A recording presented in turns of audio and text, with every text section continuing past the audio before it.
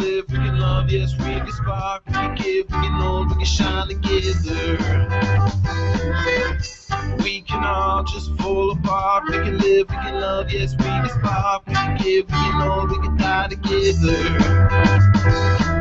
The conversation, the separation, the overlooked $1 million violations. Designed to forget, to hit reset. Desire your own forget about the presets. The hold nothing back, burn up your last sack. The picture hangs on the wall by a single tack. I live the life I love, I love the life I live. If it's not a day to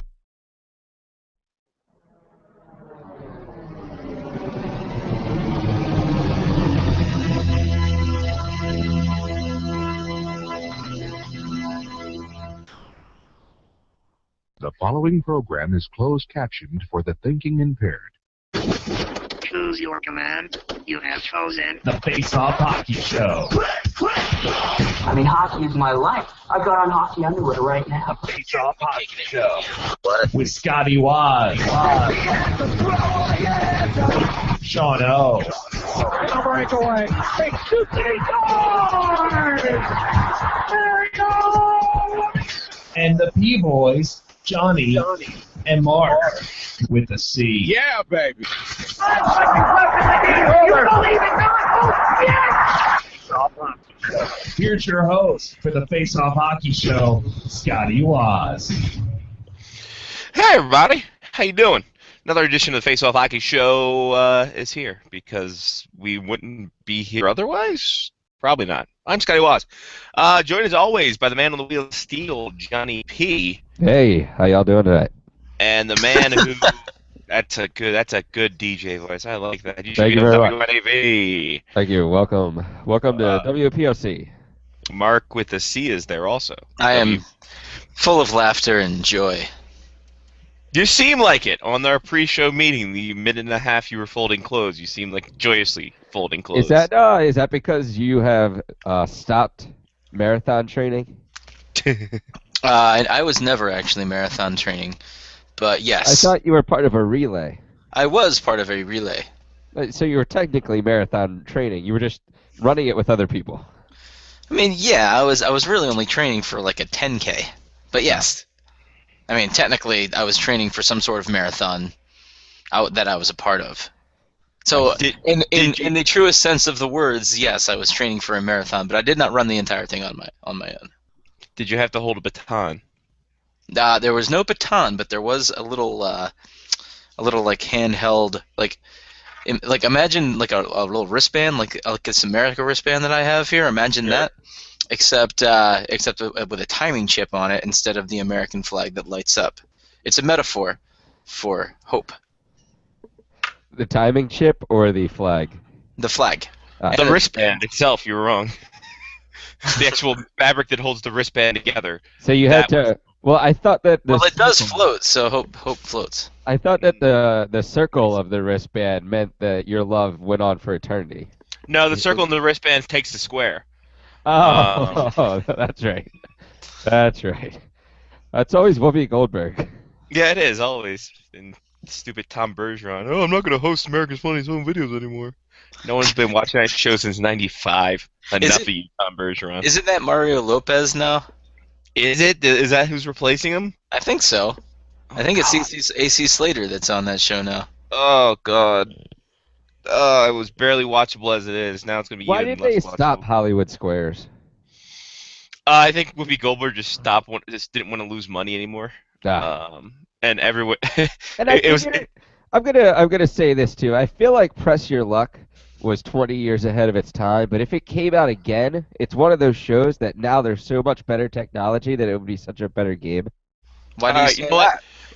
I think that it was great the way that it was because there were two factors of human error. There was big money, no whammies, and stop, and they'd hit the button, and then there was a guy in the back that probably had to stop the wheel. There's no way the button actually stops the computer. Back then, back in the early 90s, there's no way that button... Absolutely did. That's how that one computer... That's how the fraud happened on that game. Have you not watched that documentary Didn't about somebody figure out how the he found out the pattern? Went? Yeah. Yep, he found out the pattern. That's how it screwed everything up. Yep, and that's how he won That's big what I'm money. saying. Now I bet you there's probably far better algorithms in order to set up patterns that. Al Gore has the algorithm. I mean, we should be good to go at this point. I could set up a better press your luck board in a Google spreadsheet than they were We all dealing could. with. I actually would love to see that. Yeah, you know what? Let's make this happen. You made a nice little diagram of the board, so I think you can do a press your luck sheet just fine. But Johnny, you bring up an interesting point. You say press your luck. I say Supermarket Sweep needs to make a comeback in a big way. I agree. I've been stumping for this for the last year and a half, and if I had any idea what the hell That's only Kickstarter because was. you practice every night. Exactly, and I'm surrounded by it, so I'm like, you know what? This would be a great game show. Scotty, But You- what aisle are the turkeys in? hot turkeys is the meat section. What aisle? No, What it has its aisle, own what section. aisle, what To the aisle back of the store. is the 2-gallon jug of water in? That is in aisle 8. You never want to pick up the 2-gallon jug of water, though, because it's heavy and it doesn't cost that much. No, you go straight to the meat department. You pick up all that meat because that's going to get your money. That's your mo money right there. And then you pick up your big inflatable item because that's a bonus item. So that means you're going to rip it off. You're going to get bonus dollars there. So then after that, you get the special things. You get your 3 special things. You get an extra $250 right there. And away you go. And douchebag McGillicuddy in a sweater is just going to tell you, hey, you did a good job. And you're just like, shut up, douchebag McGillicuddy. I'm wearing this dumb sweater with the number 1 on it because my team got the first time trial. What do you want to do about it? And then it just goes to hell because they censor you and the CRTC and the FCC gets involved. And it's really big a mess. But if I knew anything about Kickstarter, I would start the whole thing, kickstart your heart, as it were. As I think Gandhi once said, kickstart your heart. And then we went from there. I do believe that was a Gandhi saying. I think it was. The irony, though, of bringing up Gandhi when you're talking about supermarkets is fantastic. And the gluttony of Supermarket Sweep. Exactly, went on a hunger strike, whatever. These things happen. He would be yelling at the top of his lungs, go for the rice pilaf, and be like, "Shut up, Gandhi. Rice pilaf doesn't cost that much anymore." Because that's the most expensive thing he's ever eaten. Exactly. Shih Tzu. So yeah, Supermarket Sweep. If anybody has a Kickstarter idea, just let me in. We should start like an '80s or an '80s game show, like recreated now in 2014. Yeah, who would like a whole network? I mean, I knew I was going somewhere. I just kind of dropped the rest of my thought. Nickelodeon Games and Sports already sort of did that because they have like Double Dare and Guts and I don't know. I don't even know. I if think it's it means still for a new generation. Like Pepsi. Yeah, no, I Yeah, mean, yeah, Pepsi. obviously. We don't bow down to sponsors. like we have bumper stumpers and we just bumper stumper the whole thing. Whoa, bumper stumpers! You don't talk to her like that. I think that we would also have to bring back Finders Keepers. That's Bumper, what I I'm already know. talking about. Little Finders Keepers action. What about the little Legend of the Hidden Temple? If we're gonna go really newish, schoolish, Nickelodeon-ish. What? I completely agree with you. By the way, at what point does the intellectual property on these game show ideas run out? What do you think the copyright on these ideas? I would assume the trademark is as long as it's in syndication still. Are they Viacom still in owns the rights. syndication somewhere? Like, can you still watch old '80s game shows? Oh, I'm pretty Is sure. it on the you can. Game Show Network? I think the game, because I know up here there's the Game Show Network and you have Game TV, which is where I watch my old 1980s Supermarket Sweep. Doesn't the Game Show Network still show $10,000 Pyramid? Yeah, no, they show old episodes of everything. So yeah, I don't know. That's a good question. I think as long as they have it in syndication, you can go ahead and keep the copyright. I think I didn't take copyright law for too long in school. I'm pretty sure that's something has to do with that. So here's another question: what if I come up with a show called Triple Dare? Is that cool? I'd go. Yeah, go ahead. You could call it Stop Your Luck. Yeah, I think you as long as you don't have the same total concept, I think you're fine. You know, for the amount of like knockoff merchandise that there is in the world, there was a definite missed opportunity there for just 80s knockoff TV shows and game shows. Because I think it was too blatant at that point. Like, even they said, all right, well, this is the biggest thing in the world. This is a little too blatant for us to piggyback off of. Like, what if they made a show called Chuck's the Boss? Like, Charles in Charge mixed with Who's the Boss? That's two shows people wouldn't watch. Chuck's the Boss. Oh!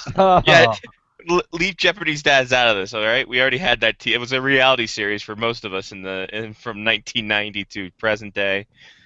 Well, I mean, speaking of that, Mark, though, are you still watching Girl Meets World? I never started watching Girl Meets World. That was all Matt Death and Dan Clemson. No, wow, hey, hold on, Mark. Really, pull that bus back off of them that you just threw them under. I don't care. My God. Was that a whole thing of saying, hey, let's see how Topanga aged and what she spat out of her vagina? Was that really the whole idea of them watching that?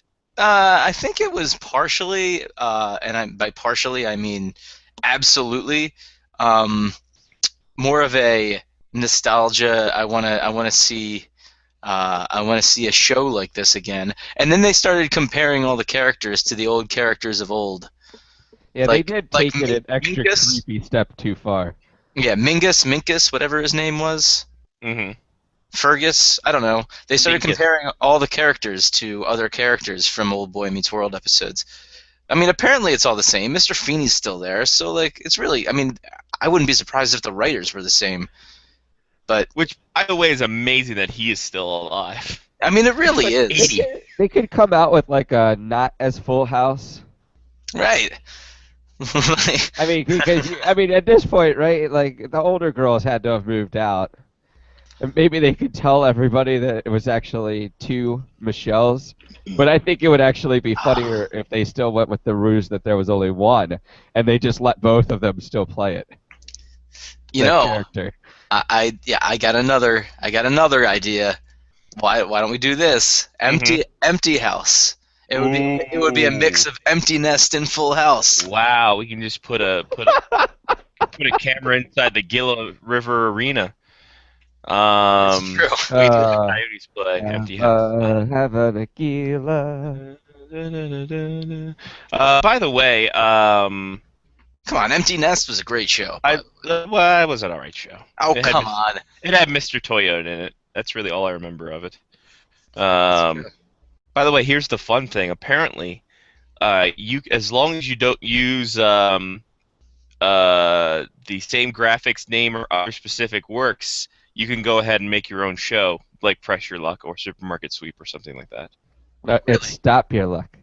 Yeah, Stop Your Luck. And we would have to. What would we call it? We would call it shopping center sweep. We would call it hey, get your hand out of that blender. I don't know what that means actually. Interesting. No, we would call it Cart Wars. Ah, I like that's Cart Wars. good. Although That is that does make it sound like you're tying balloons to your cart and playing Mario Kart. Who's to say we're not? Like live Who's to say action you- Mario Kart. Who's to It's say run you into don't each have other. time? Exactly. If you lose a balloon, if you lose all your balloons from everyone running into you, then guess what? You're out. It doesn't You're matter out. if you started first. And then you become have- a that's bomb. actually the lightning round. Yes. Exactly. You become a bomb, and then anything you hit after that blows up. Yes. Like the Perfect. meat section. You would blow up the meat section, John. What? It's the most expensive stuff. You obviously blow that up first, so other people. That's what the don't get girl said money. I did in college. Wait, Oh. Oh. No. That wasn't the meat section. No. Oh. Oh. So yeah, as long as you don't format the same damn thing. You know what? We need to bring in not so much where in the world is Carmen Sandiego as what time is it, Bill San Francisco, and we do a time zone thing to figure out what time zone he's in. That way. Oh, that'd be fantastic. No one would be able to figure that out. We could get another group that sings a cappella to come in and do the theme song. Yeah, we'll call it Chalkapella, and it's just guys who sidewalk chalk their songs. Yes, And and then then we'll they go draw it on the ground, and it's like They draw the notes, and you at home are responsible for singing it. you sing it yourself. Exactly. Every time it comes on. It's a game. It's not only a game show; it's also karaoke. I like So- this idea, actually. This is great.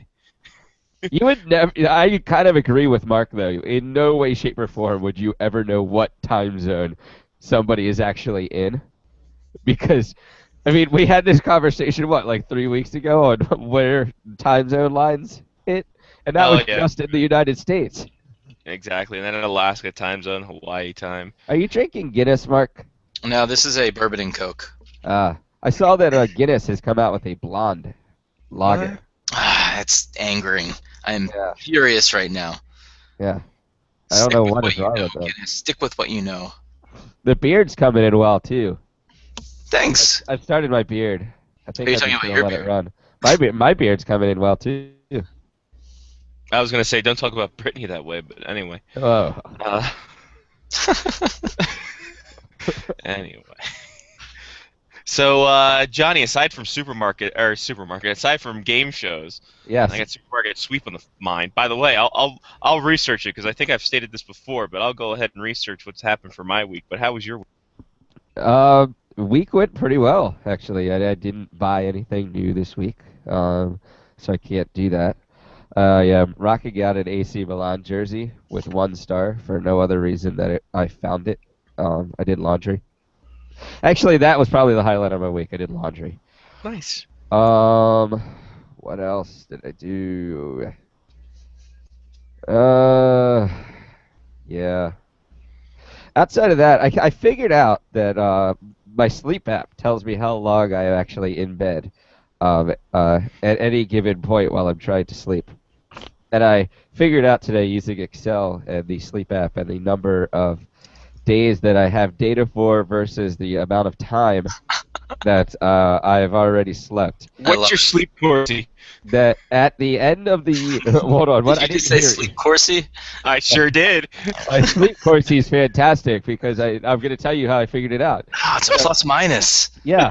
So what occurs is every night it gives me a score on how well I slept, and it tells me how long I slept. So I have extrapolated the data out to an entire year, 365 days of sleeping. And I have figured out that I will sleep for, I believe it was 14 and a half weeks over the course of the year, which evens out to about 4.5 months that I will have been in bed over the course of 1 year. That's about right. While I've had, I average 8.5 hours a night, which is more than normal. Yeah. I also my average sleep percentage appears to be around 90%.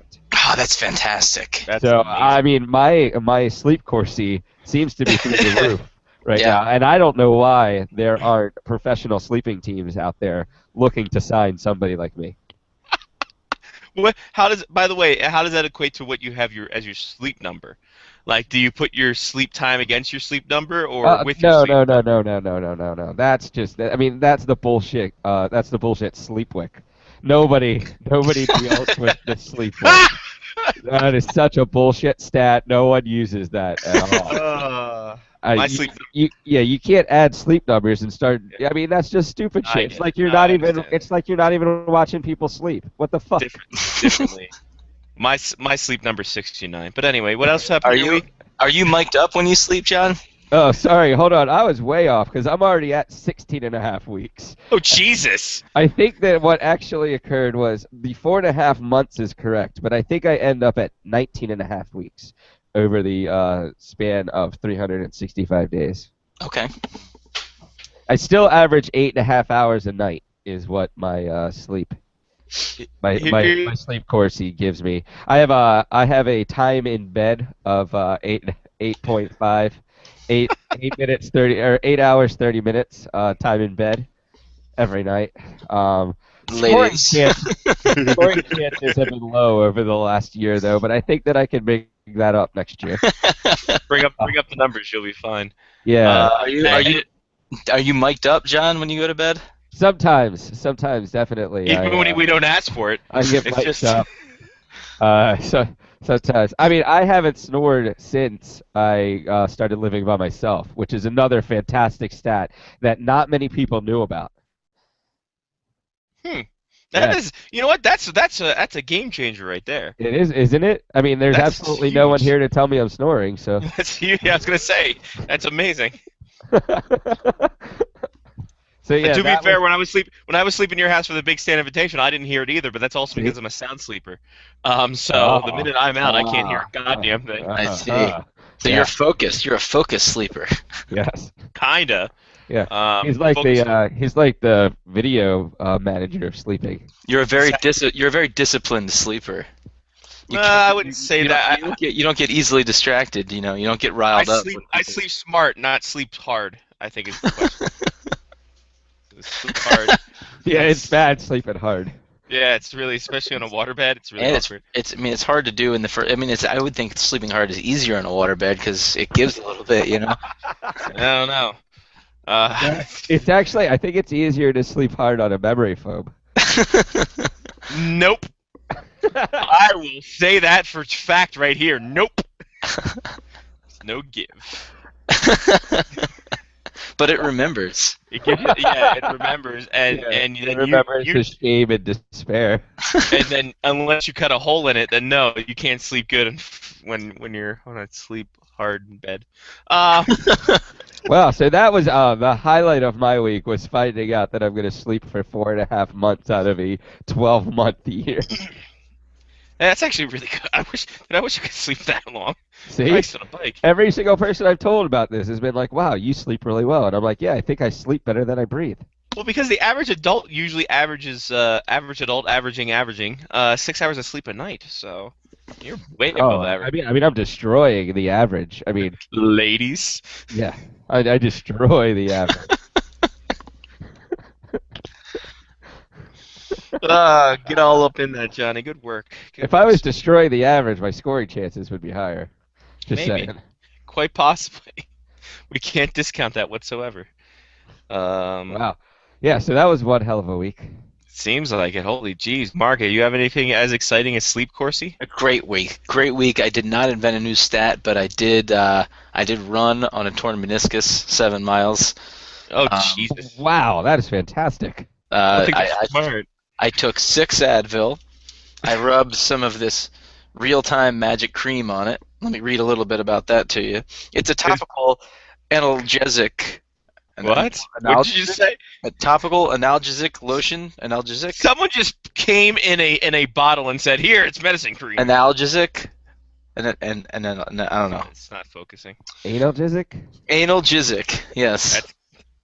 It works for arthritis, simple backaches, muscle strains, sprains, bruises, and cramps.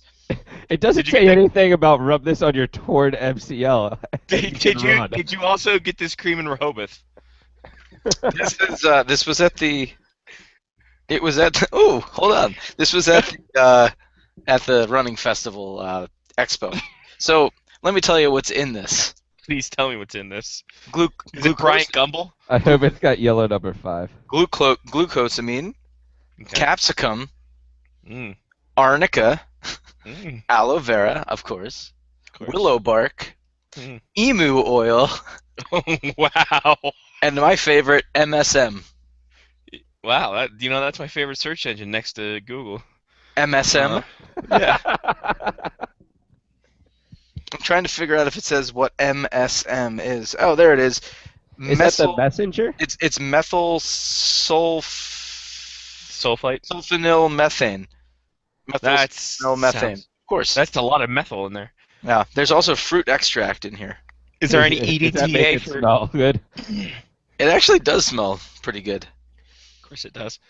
No EDTA or yellow 5. What the hell? The emu oil is what I'm most curious about. I think. What's so curious about it? You milk an emu for his oil. Yeah, you oil an emu. What they do is when you go for an oil change, when you're for your emu, they put the new oil in and they take the oil out and put it in the knee cream. So yeah. Yep. Real-time pain relief. It does actually work. I will say that it definitely numbed the pain in the knee, and it reduces swelling. It's a natural swelling reducer. Maybe I should find some of that for the PCL. Yeah.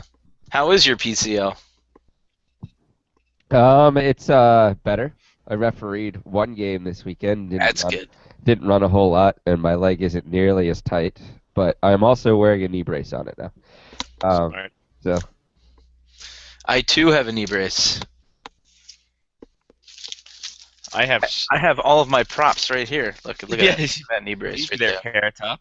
It's got metal on the sides that you can't see. is it heavy metal?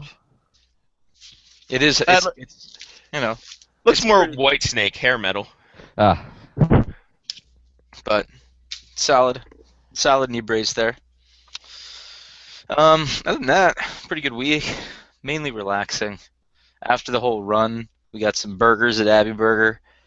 Abbey Burger. If you're ever in Baltimore, you got to get yourself an Abbey Burger. what did you go with this time? This time I went with the bison. I went simple. I went with a bison on a pita, which might Oh. sound ridiculous, but you know, it's bison is a lean meat. You know, I got pepper jack cheese on it with some tots, and the pita. You know, sometimes their rolls can get a little bready, so I wanted to go with something that would just give me more meat in my mouth. You know what I mean? Yeah, you don't want a breader. You don't want to hold bread. on. We will clip that and put that in the best of. I will tell Radio's Todd Butts to put that into a new intro. Mark went more meat in his mouth. By the way, also ironic that you're having bison with pita. That's really odd to me. Yeah. Yeah, that is good. I was not the irony was not lost on me. Good. I'm glad. All right. Anything else there, Mr. Mark? Was that the Baltimore Runathon or whatever the hell that was? It was the Baltimore Running Festival, but we can call it Yeah. a Runathon if you want. Call it Runathon. We'll go. You go door to door. You raise funds, and forever and many miles you run, and people donate to it. It's like a skate-a-thon. And if you don't want to run, then you can stand near the finish line and jump rope. It's true. Yeah. And then True. somebody always has to be jumping rope. Yeah, the entire time. If they don't, then this whole goddamn economy falls that we have for these running fest and runathons and skate-a-thons and all that other shit. And just thons in general. Thon. I thought exactly the same thing. Oh, all right. That sounds fun. It seemed like I know a couple people who ran in that running fest. So it was all over the Facebooks, or the Face book, as I like to call it, because I'm Italian. Didn't Jeff Blass run? Jeff Blass also ran, and Becky Blass Oh, ran. run. Corey Vezina ran, after whom the trophy is named. Yeah, Of course. obviously. I feel like Corey Vesna should have like a replica Vesna trophy in his house somewhere. Well, that could be arranged. Yeah, it's not that hard. We can make this happen. Replica Vezina trophy. Can you just get that on eBay? Looking Yeah. for it. Remember when McDonald's sold the trophy set? I Yep. still have it in the box. 2003 NHL replica Vezina trophy with card. Oh, It's $5. you should There get you him one of those and then just give it to him for like Christmas or something. Be like, hey, I got you. I mean, your trophy. The replica Vezina is like what, that big from McDonald's? Yeah, it's not even that. Yeah, it's not No, even that big. it's- We got to get him a real one. Oh, There's a 2 foot tall official NHL licensed Stanley Cup trophy replica for $500, or a 9-inch tall one for $60. Wow. What? I can get a replica World Cup for $200. Same size and weight, everything. Really? Yeah, I was thinking about getting one. I don't even know why. Well, why not? It's really happening. You know, it's a sad state of affairs in the world when you can buy a replica WWE belt from like 15 years ago, but you can't get the current Vezina trophy. I agree completely. Well, I think there's more of a demand for championship belts from the yesteryear than there are for Vezina trophies. You shut your mouth. Just saying. Just saying. Which championship belt of all of the belts, besides the $1 million belt, because that clearly had diamonds in it and we can't do that, which one would you want? Intercontinental with the white From strap. what year? With the white strap, man. You got to go white strap Intercontinental belt on that. That and the old school tag team belts are also where the one like Demolition era. Those are pretty nice looking. Not these fucking chrome bullshit copper bullshit they have now. It's for $400 you can get a white Intercontinental Championship replica title belt. $400. It's rated 5 stars. Clearly, 5 out of 5 stars. Don West probably loves it. Do I have a Don West story for you guys? What a segue. It's a great segue because he just did it today because he's a goddamn amazing personality. So Don West, as we all know, he is part of the Wenatchee Wild. He is the front office guy. NAHL, North America. Team? It's a hockey team. It's a junior hockey team in Wenatchee, Washington. All right. Today he puts on his Twitter @DonWestDeals. First person to come down to Priebus and sees me and says, "Cowbell, I'll give you 10 free tickets to Saturday night's game." Jim Mint 10. And that's what I said. I said Don West giving out NAHL deals in Gem Mint 10 condition. Be darling, people, be darling. First off, how bad is the Wenatchee Wild ticket sales that Don West can give away 10 free tickets to one person? I love the alliteration of this team, though. The Wenatchee Wild, they're Don the West is part of the Wenatchee Wild in Wenatchee, Washington? Yeah. I mean, jeez, I don't even know how you get any better than that. It's the best, man. So here's what I want to know. What's the difference? I'm still hung up on the title belts, by the way. Okay. What is the difference between a replica title belt and a commemorative title belt? Because the commemorative Intercontinental Championship title belt is only $160, but the replica title belt is replica title bells and whistles. You have basically the same thing, pretty much the same thing that Dolph Ziggler has right now, or Mr. Perfect had. Where it's to the T. The commemorative one is probably less in stature. It's not like real leather belt. It's not like real metal plating or something like that. So wait a second. Dolph Ziggler has the old school white strap Intercontinental belt right now? He does. He does. Oh, that's awesome. Yeah, he went old school with it. It's pretty nice. Couldn't you just? Can any American or Canadian get the Intercontinental belt? Like, couldn't I just go up and be like, "Hey, I want to wrestle for the Intercontinental belt"? I don't think it's not. I don't think it's the hardcore championship. It's not 24/7. Well, you should be able to challenge. Yeah, I feel like the Intercontinental belt should be like the U.S. Open of soccer. Interesting way to go about this. Like anybody that lives in the country that's considered intercontinental should be able to challenge for the title. I was actually going to get that belt for the Big Stand Invitational, to be quite honest with you. So, John, also, this is what I'm going to need you to do. Since you've got your hat and your guitar now. Yes, I need a belt buckle. You do need a belt buckle. Yeah. Oh, no. I think I know where you're going with this. This is what I need you to do. Oh, my God. It is. Oh, that is fantastic. WWE champion. Look at the diamonds. The real, I'm sure they're totally real diamonds. Oh, yeah, for $50. For $50. $50. It's in stock. That is badass, actually. I know what I'm getting you for Christmas. That is badass. Right WWE champion. Right there. Look at that. See, or Mark, we could go WWE champion, or we could go World. Oh, you go. Champion. I like that one better, actually. Yeah. Johnny, you don't go World, then I don't know you anymore. Yeah, I like that one better because I'm not into fake diamonds. Yeah, that's there's a couple in there, but you have to go fake rubies. All right. Well, I know what I'm getting you for Christmas. There you go. Boom. Christmas gift done. You just have to get the belt. Right. See, Johnny, you went in a completely different, or Mark, you went in a completely different way. I thought you were going to ask him to go ahead and wear a championship belt, do a strut, and call himself JEFFJARRETT.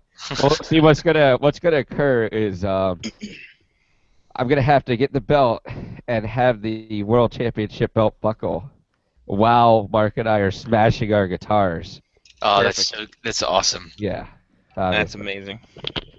I'd like we'll be a tag team. Back again. Back in a reckon, let's begin.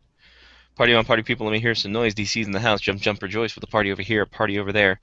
Wave your hands in the air and shake your derriere. These 3 words when you're getting busy. Whoop. There it is. There's all sorts of awesome stuff on sale. Is this WWE's website? Yeah. Seems like it. Shop.wwe.com. They have there's Rey Mysterio replica pants on here. There's only youth ones though. You can buy WWE 2K14, which is last year's game, for $20. $20. Tremendous. You can buy a Zack Ryder sick headband. Nice. I don't know. Anyway, we'll continue. There's actually real things to talk about. A little bit. Before that, my week, it happened. All right, Supermarket Sweep. It ran from started at ABC in the 60s, then moved to Lifetime in the mid-90s, early 90s to mid, then moved to PAX, and then for 3 seasons it was on PAX until March of 2004. 1,111 episodes altogether. What a great number. It's a fantastic number. And it was also they had different Argentina, Australia, Brazil, Canada, both French and English, Chile, Greece, Japan, Spain, Turkey, Ukraine, United Kingdom, and they were all there. And also the U.S. Spanish edition was in a Kmart because it says Arrasa con todo con Kmart. So what does that mean? Something to do with Kmart. Australia had Supermarket Sweep Australia, but the problem with that shut down after 2 years because they were all convicts and stealing the stuff that they put off the shelves. So yeah, plus everything was backwards. Exactly. They had to turn counterclockwise. It was really the weirdest thing in the world. So there's that. There was a board game. Oh my God, there was a board game back in 1966 of a Supermarket Sweep. And there was also a video. Hold on. Yeah. So the board game. So Yes. the board game told you what you needed to go and like pull out of your parents' pantry. Like, how does that one work? I don't know. Like, find a can of corn, and you're like, ah! You like run into try to find a can of corn somewhere in the house. Like, what the hell? How did you play at home? Guess what? We're gonna find out right here. Please tell me. Or did you actually have to go to a supermarket and be like, oh, don't worry about it, we're just playing? That'd be great. You're playing through. We're playing through, everybody. Wow. Okay. Going Scotty screen share on you guys. Let's see it. All up in your face holes. Here we go. Your Supermarket Sweep from the board game. It looks like you got little pins here, and then you go through and you go all the way around. It's almost as if, yeah, you start from a spot, then you go all the way around through here, and then you end up somewhere. The end. The 1960s was not one for board games, let me tell you. That kind of looks like Risk, but in a supermarket. A little bit. It's like, you have taken over the meat market. Yes. I mean, You've that's taken over women's essentials. But see, what you don't understand is that the freezer section is actually like the linchpin of the entire thing. It's like taking Australia. It's true. You have access to everything if you have the access to the refrigerated and freezer section. Listen, the cookie aisle is weak. We all know that. It's like Luxembourg. Exactly. Or the Ukraine. Ukraine is not weak. They should. I don't know why Supermarket Sweep didn't have a video game. Like, that seems to be, like, that should have been the goddamn thing. I agree. You know what? The hell? You know what? Press Your Luck had a video game. Yeah, it did. A lot. Yeah. It was by Activision. Of course it was. Activision had all the great properties. I gotta download that for the Wii. I want to play that right now. Ideas coming at a big clip. By the way, Wii or Wii U? What should I pick? If I were to pick a gaming system. Like right now? Well, you could. Yeah, I think you like can if after play the with... show, I wanted to walk down to Best Buy and get myself a Wii or a Wii U. What am I going? I don't even think you could buy a Wii from a regular store right now. Yeah, no, I could. $99. It just Goodbye, came to Wii. Canada like 2 years ago. Yeah, exactly. Can you play the Wii games on the Wii U? I have no idea. I don't know. Hold I on, thought the the internet. I thought the Wii U was just a big controller, basically, that you could see. Now they have a tablet that you can apparently fuck people's games up with, where they have like the tablet master, and he just sits there and screws with people. The Wii U allows for backwards compatibility with Wii game discs, save game data, and purchase WiiWare and Virtual Console games on your new Wii U console. Can Go I with play Wii U. GameCube games on there? GameCube. Yeah, that's the only. play- That's the newest gaming system I have is the GameCube. You play the Wii U will be backwards compatible with Wii game discs and will support other games through game downloads and not play GameCube. If you want to play, well, look. How about this? You can get you can easily a GameCube. just get both, man. It's only $100 extra. Yeah, no, I'll just. Wait, you already have a GameCube. Why do you need two systems? Because you know why? Because I can't find a goddamn GameCube controller. I have 4. All right. Yeah, the next time you're here, you'll go home with GameCube controllers. I got more GameCube controllers than I know what to do with. I have you're a 4 winner. Wavebirds, man. The Wavebirds are the wireless Wavebirds. So good. Doesn't the Wavebird tie into your Wii though? Yeah. You can play your games on the Wii, can't you? Yes, you can on a Wavebird. Craziness. All right, we'll talk after the show. We'll talk after.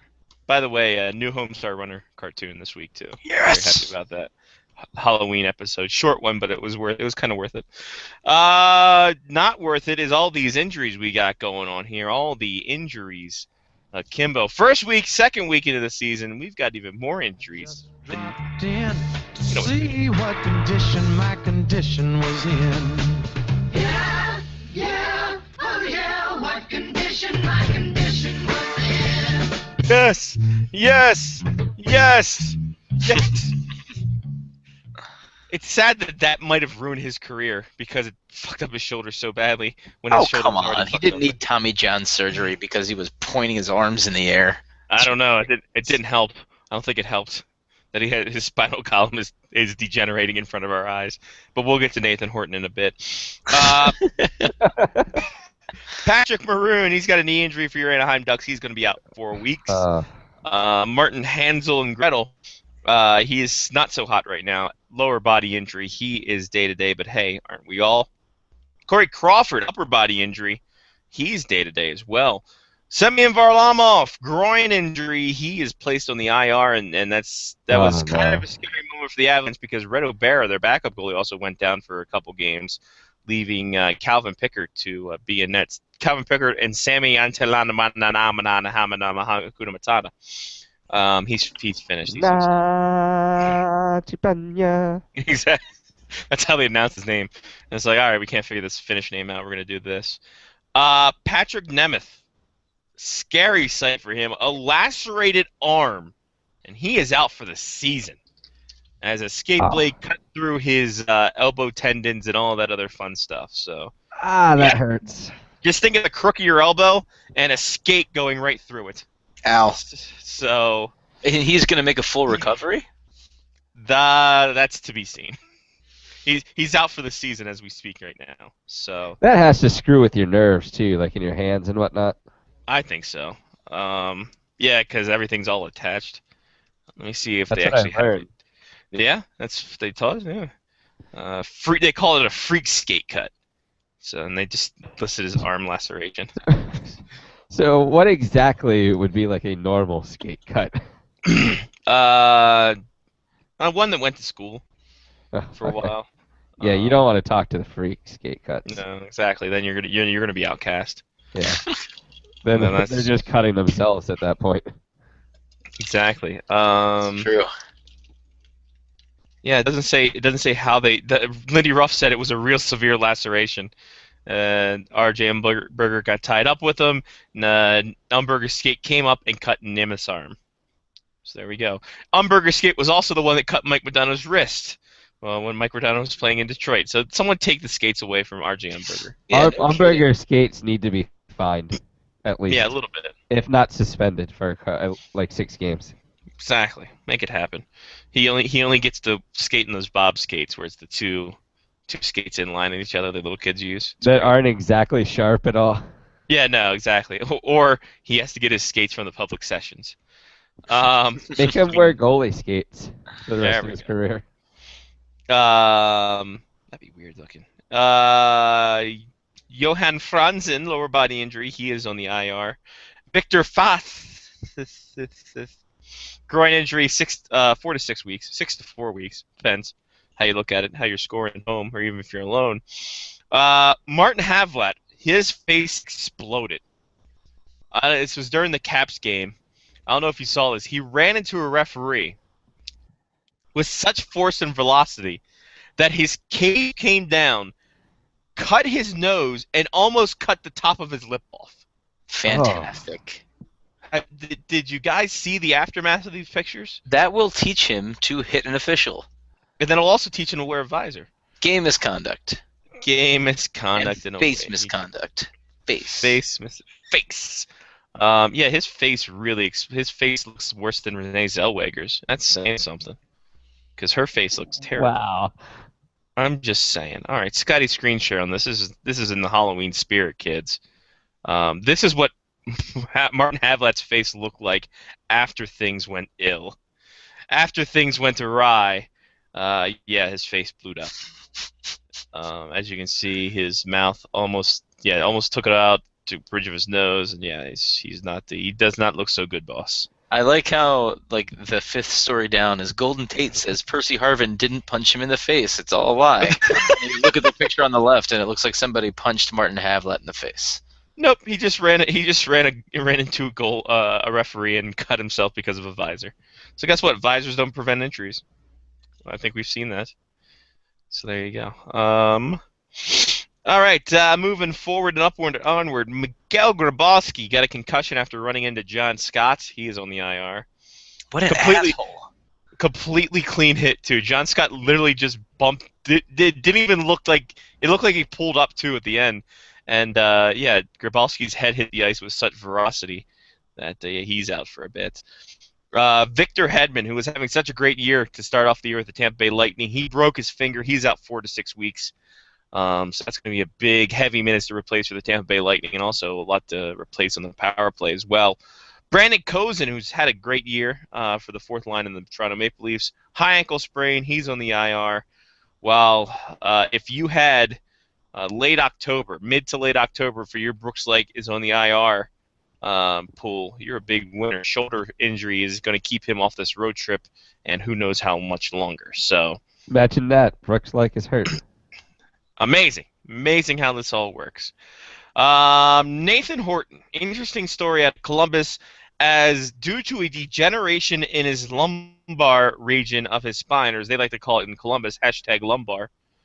He has a degeneration in his lumbus. Yep, degeneration in his lumbus. His season and his career could be in jeopardy because of this. You know that this is only occurring because I picked him for my fantasy team. Possibly. It's true. Possible. You're just lucky that he didn't single-handedly get games canceled, and then his team folded. Yeah, exactly. Right. That would have been the trifecta. The Johnny P. curse, which, by the way, kids, superfecta. By the way, this week, it's coming in your face. Da-da-da. So yeah, Nathan Horton, his season and his career could be in jeopardy, so that should be an interesting thing to look forward to here. Milan Lucic fined $5,000 for giving the jerk-off motion to the Montreal Canadiens fans as he was going into the penalty box. It's fantastic. I think he was just calling them all wakers. He did the jerk-off motion and then raised the fake Stanley Cup as he was going into the penalty box. So Milan Lucic keeping it classy with the Montreal fans. Hey, look, I gotta be honest. He has every right to do that. That's sure. Concerned. I have no problem with him shake weighting it up. Yeah, look, And just for the record, I had no problem with was it Terrell Owens or it was Randy Moss that mooned the Green Bay fans? It didn't actually moon the Green Bay fans. He just mock pulling his pants down and rubbing against the goalpost. Come on, there's nothing wrong with it. It's not like that's fine. Hold on. Here's the thing. That's fine because the Packers fans do that to the visiting team buses as they're going in. I don't think the Montreal Canadian fans are whipping out their cocks and just going to town in front of the Boston. Well, you never know. That's my point, That right? is true. It is a crazy town, Montreal, as we all know. Yeah. He didn't. It would be different if he stripped down and actually started. Yeah, if he scored 4 goals, then like. Well, funny. Peter Chiarelli came out to say, he says, I got this guy from the Vancouver Giants. He would get deliberate penalties, and damned if he didn't go in there and and then Claude Julien said, "I'd rather him play with his toys than play with himself." That's a weird quote from Claude Julien, but what do I know about things? From that to this, Slava Voinov suspended indefinitely upon his arrest on suspicion of domestic abuse. As Slava Voinov, the defenseman for the Kings, took his, I believe it was live-in girlfriend. They went to she got injured enough that she had to go to the ER. And then, in the ER nurses got suspicious, called the cops. He was arrested. No charges have been laid as of yet. And then his lawyer is saying that because his girlfriend doesn't speak English, it was lost in translation through a translator, and everything's just a big miscommunication. So we'll see how that goes. But the NHL working diligently after not only the NFL thing, but that whole, remember, Semyon Varlamov thing that happened last year. Exactly, which never really got touched on ever again. Well, because the charges got dropped because the DA. Well, right, but okay. Well, if they're gonna stick to the same and plot. Clearly, the NFL has an overarching, the umbrella of the NHL, I should say, or NFL is over pretty much every major sports franchise. Oh, for sure. Every major sports. It is the sport in the U.S. So literally 1 year ago, almost exactly 1 year ago, Semyon Varlamov got accused of exactly the same thing. He was suspended for a week. If he wasn't suspended at all. He played the next day. Yep, kept playing. Nothing ever happened. Okay, his name was cleared. Fine, great. But in this particular instance, pretty much exactly the same thing, except he doesn't get due process. He just got suspended outright. And everyone's praising Gary Bettman today and didn't say anything about Gary Bettman a year ago. So what changed is my question. The NFL. Yeah, the NFL. Exactly. Oh, no. Well, Sports Center, really. Well, no, the NFL's involvement in such things. Well, Sports Center never talked about Semyon Varlamov, or if they did, it was a one-off. They didn't devote 4 hours to it a day on every single episode of Sports Center, so that literally, and Fox News didn't talk about it. Like every media outlet in the world talked about Ray Rice. Semyon Varlamov. It happened to, obviously there wasn't video of Semyon Varlamov. It's a little bit different. But when you're talking about setting a standard, if you're going to say that someone, charges are brought up against a person, you're going to suspend them until there's a resolution. Great. I'm glad that's your policy, Gary Bettman. Now, it wasn't your policy then, clearly. So there's not even any charges being laid right now. There's nothing charged against him. Yeah, that's Mark's point. No, we're heading off of the past. That's all the climate. I think we're all in agreement here that because the NFL, now this. Yeah, the NFL ruins everything. Exactly. What? I just think it's silly that I don't know. I guess it's the topic now, right? As soon as one topic gets blown out of, I won't even say it got blown out of proportion, because the response to the Ray Rice video, I think, was appropriate to the video, maybe not to the situation, because it's not like he didn't own up to the situation months ahead of time. That video probably never should have surfaced. But it did. The reaction was appropriate. But now everyone's extremely sensitive. I mean, it shouldn't have taken a video for people to get sensitive about the domestic violence. If we're going to be sensitive about it, I mean, any sort of domestic violence is an issue.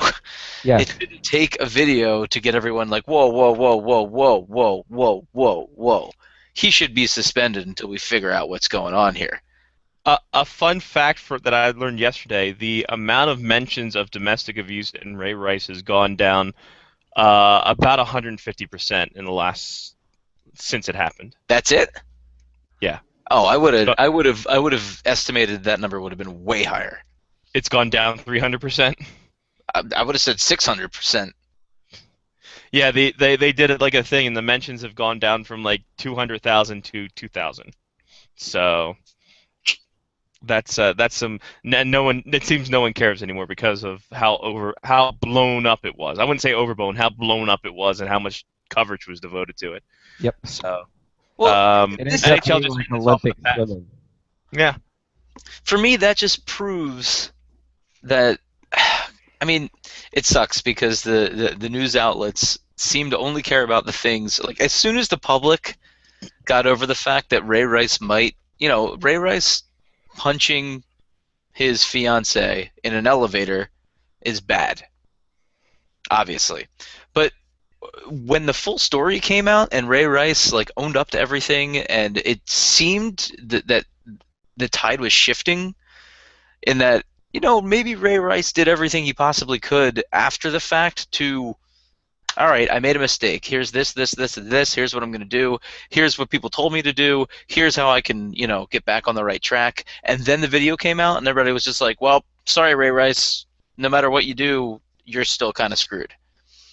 And then Ray Rice looked like, well, maybe put myself in this position. That really sucks. That if you make a mistake and you try to do literally everything you can to fix it, especially when right after the Ray Rice thing, the NFL made a policy for 6 weeks for your first offense, when clearly this was his first offense because we hadn't heard about it before. So 6 weeks have passed. Where's Ray Rice? That's what this whole new, I mean, not to be an NFL show, but that's what this whole new thing is about. Like, Ray Rice is like, why did I get suspended indefinitely when the policy of the NFL is now 6 weeks for your first offense in domestic violence? It's like, what happened?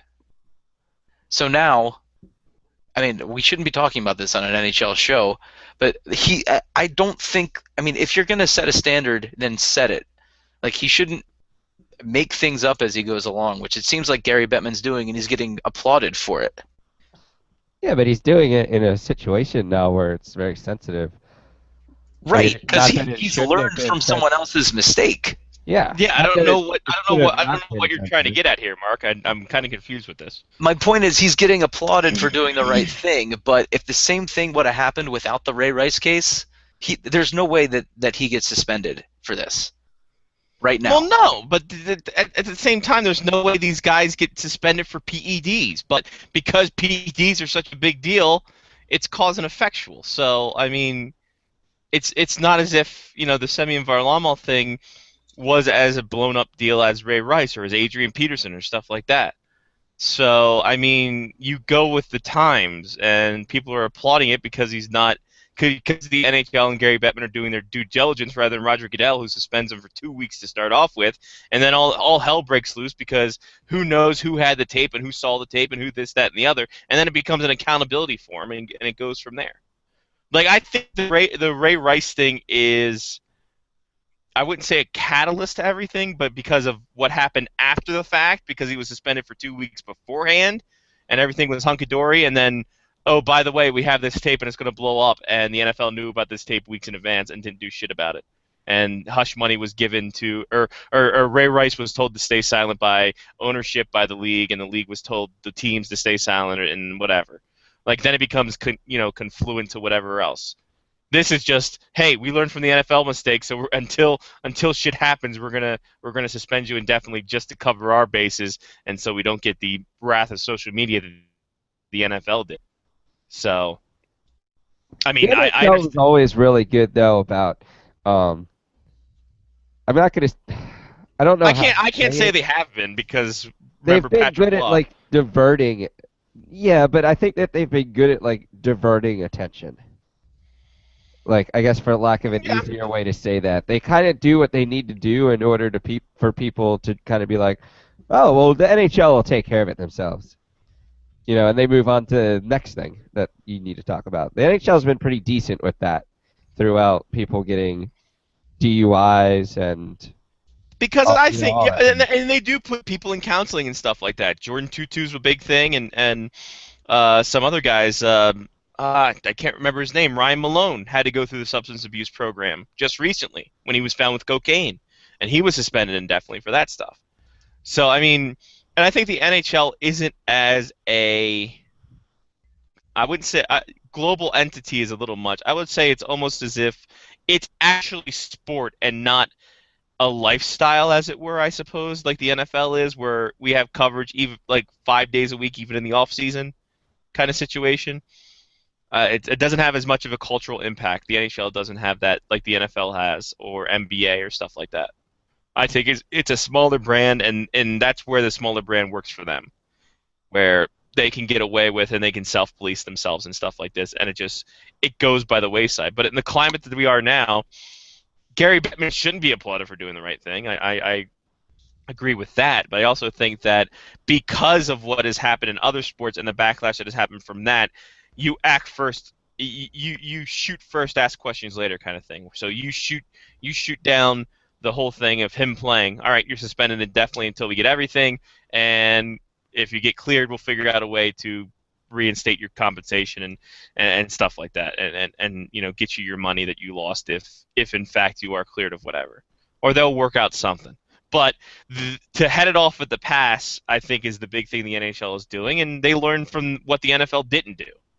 I mean, hell, Adrian Peterson was going to goddamn play that week after accused of beating his kid. So the moral compass is not as such in the NFL as the NHL believes they have a moral compass. So long and short of it, they did this because of other people's mistakes, and Gary Bettman shouldn't be applauded, but the fact that they did it and other leagues don't is why he's applauded. Okay. Wow. It's times like this where Sean would have just taken over the rest of the show. And that's the story of Yom Kippur. It's like this is the equivalent of like the first guy that solved some computer problem and posts the solution on the internet, and then like 10 people later go and search on the internet like, how do I fix this problem? And then like, oh, it's a step-by-step instruction, I fixed it, and then he gets all the congratulations for it. Like, all I did was follow step-by-step instructions. Why are you patting me on the back? Well, you take the pat on the back because odds are you're going to get smashed weeks later because you're tech support and you didn't do something right and you screwed something up. But it's the whole thing of, while the guy who sent the message probably won't get the praise, the messenger will. And that's how marathons happened, right? A guy ran 26.2 miles and then died, and we're all naming a goddamn race after him. Sons of bitches. Anyway, the war was over. He ran so far. Lau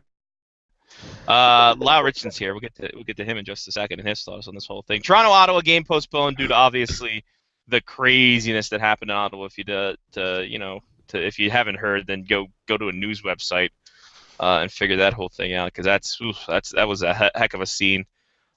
This morning, it's still going on as far as I know when we came to air, and I haven't checked any news sites because it's too damn depressing. Also depressing is the Toronto Maple Leafs hiring Mark Hunter as their director of player personnel, because, to be fair, the Toronto Maple Leafs front office can beat any other front office in a shinny game. I will give you that right now. It doesn't mean anything for the product they have on the ice right now. That's a different story entirely. But their off ice with Shanahan, they got the Randy Carlyle there, they got the Mark Hunter there. They got a great team going for themselves. A lot. What do you think about this off ice shinny games that we should put together for these people? Well, Mr. Bigglesworth here believes that we should. Absolutely. What am I doing up here? What am I doing up here? Why am I on television? Why am I on video? What did we learn on the show tonight, Craig? If you ever watch Craig Ferguson, anyway. That's too late for me. On the fucking- That's way too late. That's too late, Lyle. That's a late show. That's why we have the YouTubes. Yeah, that's hence the That is name. true. That's the name, the fucking Late Show. Isn't he leaving soon, by the way? Yeah, the end of the year. End of the year? Yep. He's doing a game show though, so he's not going far. Oh, good for him. Stop Your Luck. Pardon me? Stop Your Luck is the game show. Yeah, something like that. Anyway, yeah. As we get So Lyle, we were having a philosophical, well, as philosophical as we can be, debate on this whole the Slava Voinov thing and how Gary Bettman handled it and why he handled it and such, and why is he getting congratulations for doing the right thing. Can you actually give us some enlightening thoughts aside from Mark's philosophical view and mine going, hey, these things happen? my apathetic view and Mark's actually thought out view. Well, I mean, obviously, I think Johnny hit the nail on the head on the whole, NFL Ray Rice situation. Ever since that exploded earlier this year, and the NFL's bungled handling of that, obviously the league wants to get out in front of this. I mean, you look back, of course, to a year ago when Semyon Varlamov was, arrested and actually charged. That's the difference in that case. Voinov has not been charged yet. He was arrested under suspicion of domestic violence, but was not charged. He was released on $50,000 bail, which, in my recent little investigations of it, that is the standard. You can be released on $50,000 bail in the state of California, because this is on Redondo Beach, is in their precinct, their area, if you will. But anyway, what's interesting in that, again, Voinov has not been charged with anything yet. The investigation's ongoing. His lawyer announced today, in fact, that he believes that there is no crime here. He claims that in speaking with the victim, which of course is it his wife? Not his wife. Is it a living girlfriend? His girlfriend? Yeah. That it was all just a terrible misunderstanding, that he drove her to the hospital because she got hurt, but he had nothing to do with it and was taking her to the hospital. And then when she got there, the medical staff, was obviously called the police because of her injuries, which to date we don't know what they are. We haven't heard of what the extent of her injuries was. But apparently the police were called, and because Voinov was the only other person there who could speak Russian, they were not willing to let him translate for her. She doesn't, have a full grasp of the English language yet, so of course she's being pressured by, now according to his lawyer, she's being pressured by the police, being pressured by the medical staff. She didn't understand the questions. There was differences in the language thing, and it led to, obviously, him being arrested on suspicion of domestic violence, and that's the big difference. Not formally charged, but suspicion. His lawyer says that, he's as he continues his investigation, he's confident that there won't be any charges filed.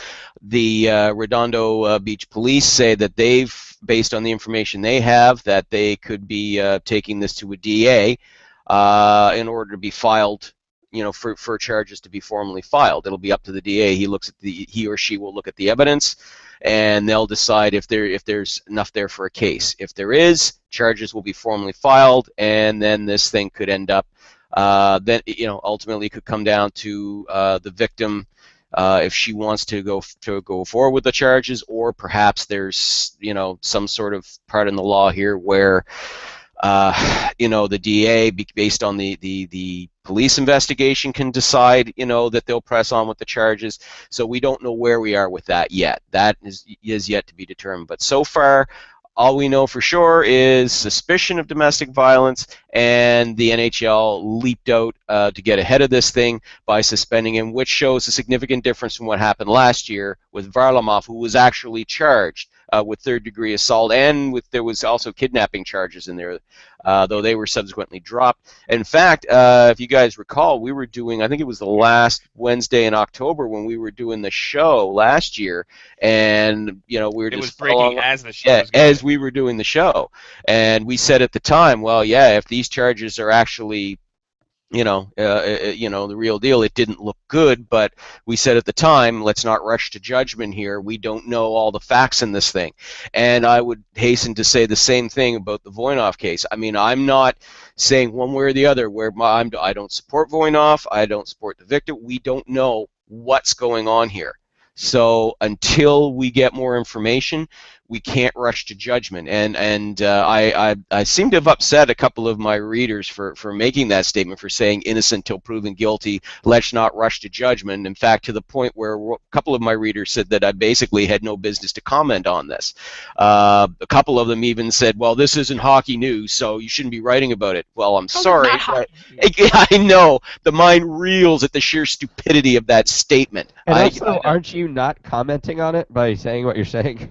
Well, yeah, but what I'm doing is I'm not sitting here and leaping to judgment either way. I mean, I'm saying, applauding people for doing their job. Yeah, exactly. So, yeah, I mean, I think in this case compared to Varlamov's, as you noted, Johnny, we're seeing a big change from a year ago because of the whole thing with the NFL and the Rice case. So the NHL wants to get out in front of this now. They don't want to have the stigma so soon after that NHL or NFL debacle of having a player who's been charged, or again, who's under suspicion of domestic violence, still playing. Because let's face it, the optics don't look good.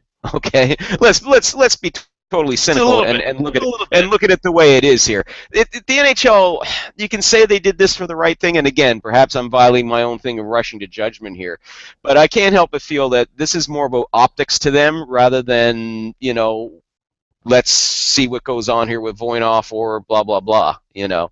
Because again, a year ago, Varlamov was allowed to play and he was formally charged, whereas in Voinov's case, hasn't been charged with anything. He's under suspicion, but yeah, no, you're not allowed to play. Though he is suspended with pay. The whole sporting world, well, that's interesting. That you dropped that nugget in there. The sporting world climate has changed to that too. So. Well, and I think it's a good thing, No, I'm not saying it's a terrible. Yeah. How dare they?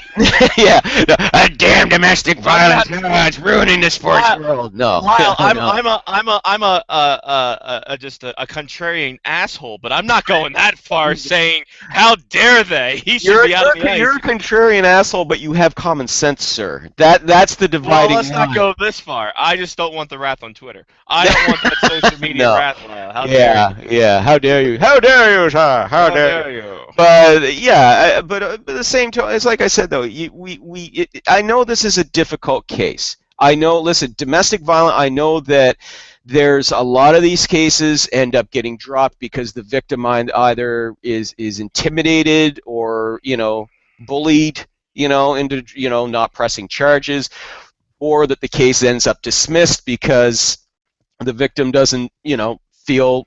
Either just doesn't want to testify against or what have you.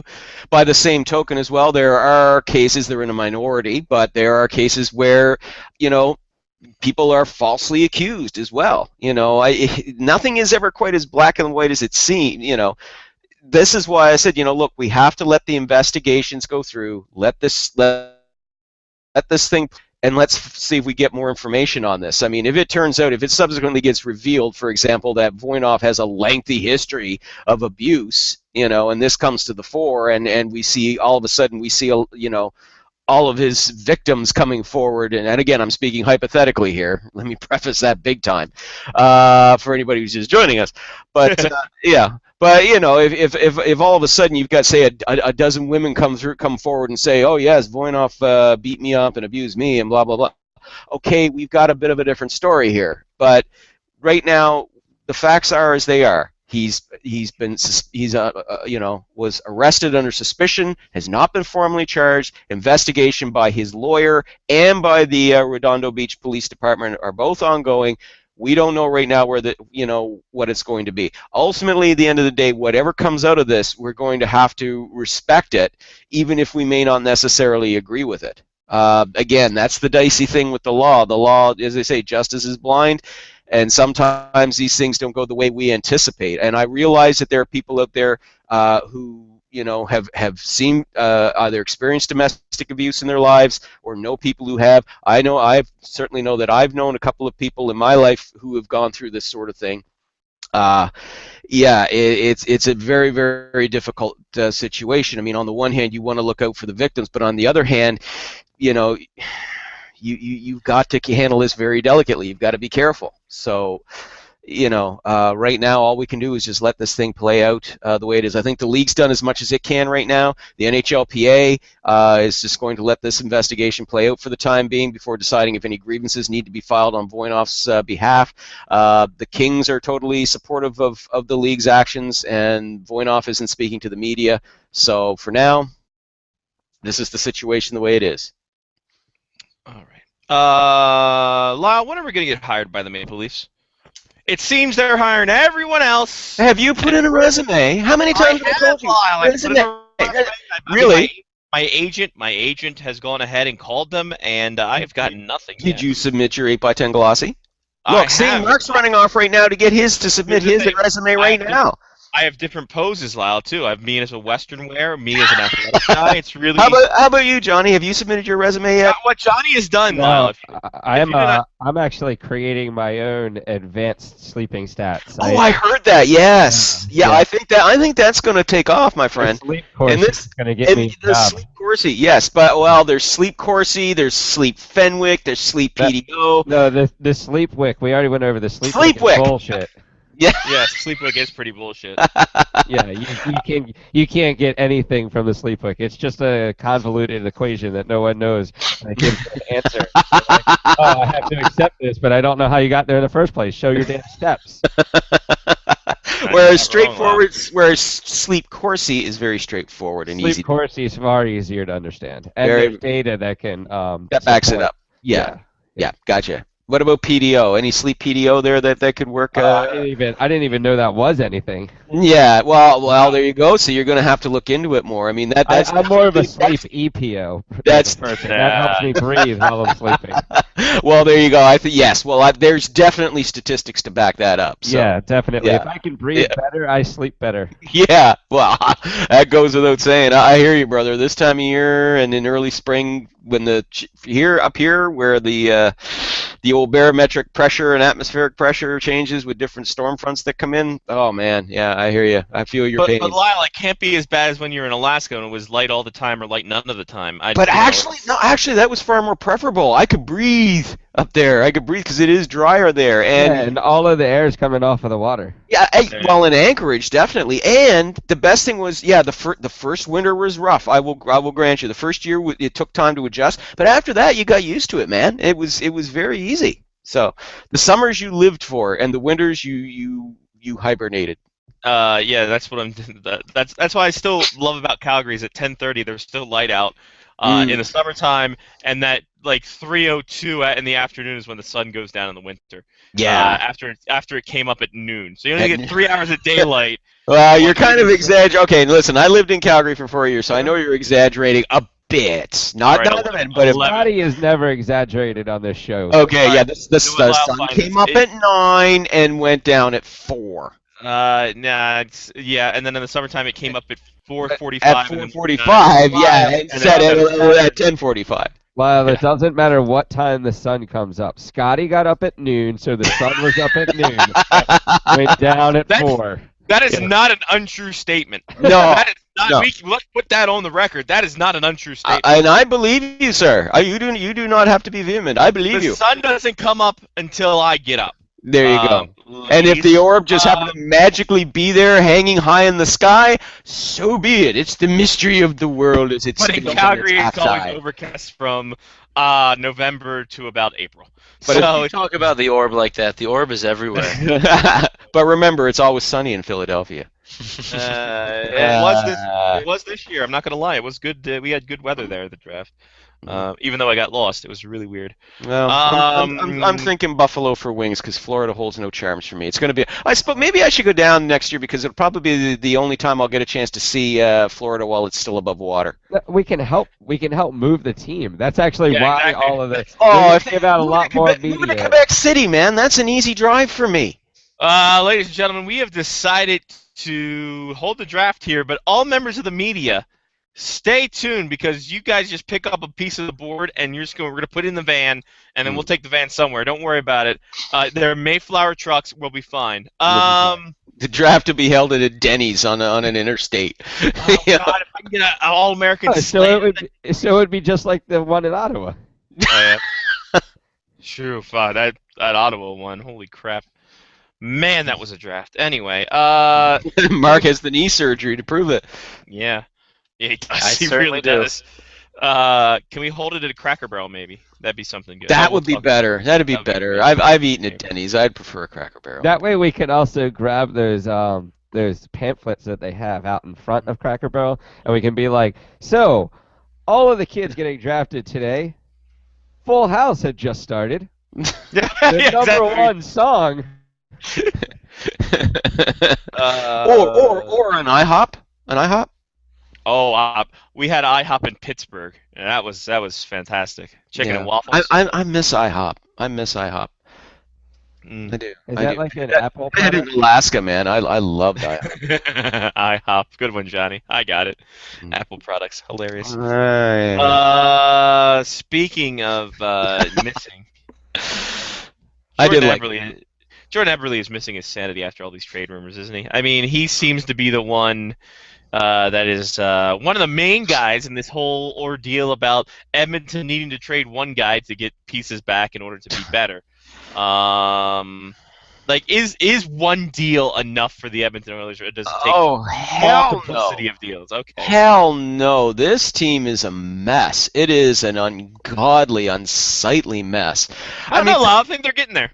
They're getting there, all right. Yeah, they're moving from fucking horrible to just plain awful. I mean, so that's improvement. Oh, well, Lyle, I can use one of two stock lines. They're either in year 7 of a 5-year rebuild, or they're 2 years away from being 2 years away. Or I they're don't know which one you're gonna do. Or they're 10 pounds of shit crammed into a 5-pound bag. I mean, come on, man. That's too on the nose. This is That's too yeah. close. Well, the truth is brutal and it hurts. There is no magical trade unless you want to trade all your young players for a whole bunch of prospects or whatever, and try your luck again with rebuild version 3.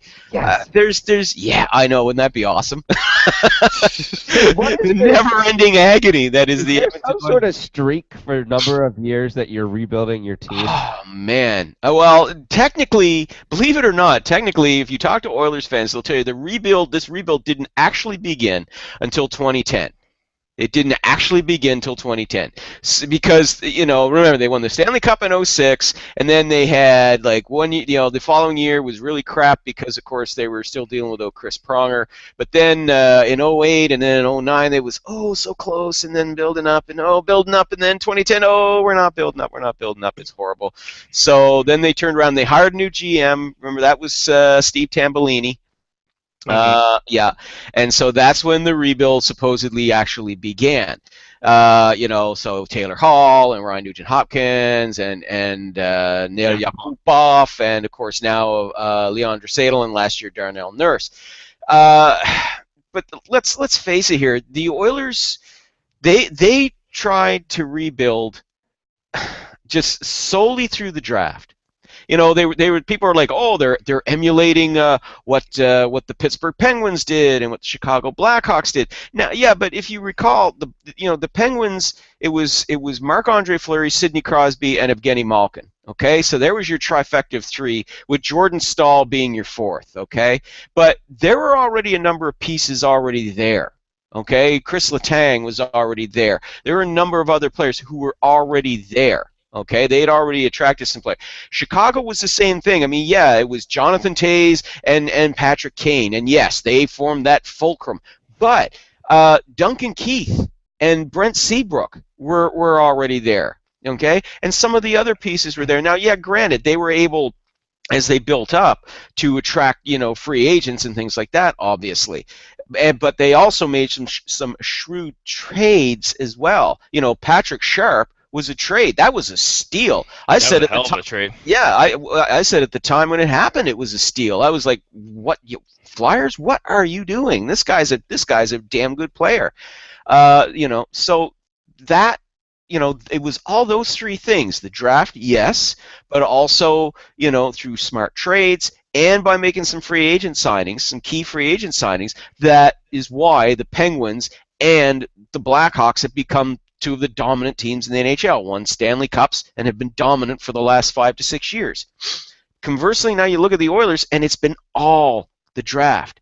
Because look at the trades they've made. Some of them have been I'm still trying to understand the Sam Gagner deal. Why did you make that move in bringing in Teddy Purcell? No offense to Teddy Purcell, but why did you do that and then not have a second-line center? What the hell was that all about? I'm still baffled by that. Because now that puts all the pressure on Draisaitl to yeah. there, Let's destroy the kid at 18. Well done. Listen, there are very few 18-year-olds who can come into the NHL and can play at a high level. There are exceptions. Ovechkin, of course, Backstrom, Crosby, Malkin, Taves, and Kane, as we mentioned earlier. But most of these kids that are promising need a year or 2 or 3, and they certainly can't be thrown into position. Now, if you want to bring him in and have him play the year as an 18-year-old, okay, fine. Have him play on the 3rd line, 4th line for sure. Let him get his feet wet. Let him get adjusted to the NHL. Don't put him on the 2nd line, especially with Benoit Pouliot. What the hell? There's nobody there for that kid to feed off of. There's no skilled veterans that can bring this kid along, that could, can nurse him along. I'm sorry, but that's just a nightmare. That's a tragedy. They're destroying that kid right now, okay? And, it's like I said, they make lousy trades, and they can't attract any free agents, not any of consequence, because most free agents don't want to go to Edmonton. Now, I know that, it's because it's the northern part and blah, blah, blah, but you know what? They're really not selling it either. Part of it is you have to get out there and hustle and sell. All right, you've got to target the guys you want and go after these guys hard. Because remember, Chicago was nothing for a number of years. They were friggin' horrible. Okay, they were they were in the bottom of the league in attendance for 8 out of 10 years. People tend to forget that now, but they were among the lowest of the low in attendance. You've got to get out and hustle and sell and convince these guys. Convince them, look, this is going to be worth your while. And Alberta, there's no sales tax, for God's sake. You pay the lowest taxes in Canada in Alberta. Hello, major selling point. Okay? So I think the thing with Chicago is they kind of they didn't bring in old people from teams of yesteryear to run the club. Bingo. I think that might be a little thing. That helps too. Yeah. Well, yeah. When you're fossilized owner, Dollar Bill Wirtz, whose ideas of running a team were circa 1942. Oh yes, let's go back to this turn of the 20th century when the Gilded Age was all the rage. Yes. No. Yeah. TV rights. What do we need those for? No. Total local games. Go fuck yourself. Yeah, exactly. That was actually the tagline on WGN. Yeah. I don't know how it got through FCC, but here we are now. Nobody was watching at the time anyway, because the Cubs also sucked then too, so it didn't matter. Well, but I mean, also. Yeah. I know. But anyway, yeah. But that that's the thing. It's just they are badly managed. And listen, Dallas Eakins, I feel sorry for the guy, but let's face it, he is clearly out of his depth. He really is. This guy, he reminds me of David Tennant. Now, I don't know if you guys know who David Tennant is. He's a. It's time now for a face-off flashback. We'll give you the best, or rather worse, of a face-off hockey show from the days of yore. So fire up the Victrola, get yourself some. I will just use this as often as I can when we're talking about Bill But Wirtz. it's time now for a face-off Anytime that comes up. I understand. But anyway, like the point I'm saying is like David. I don't know if you guys know who David Tennant is. He's a Scottish actor who's famous for playing Doctor Who. Okay. Doctor Who. Yeah, and like I said, now Dallas Eakins looks exactly like David Tennant. So I make the line that every time Dallas Eakins gives a press conference, he looks like he wants to jump into the TARDIS and makes his escape. Okay. Doctor Who fans will understand. At what point in time is he going to jump to? Oh hell, just anywhere. No, he's going to jump back to 2 years ago when he was still coaching in the Marlies and he was still well respected. That's what he. Is there any chance that the Oilers were actually rebuilding in 2006, but somehow won the Stanley Cup that year? Interesting. In an alternate universe, hey, it could have happened. If Dwayne Rollison hadn't gotten injured, yeah.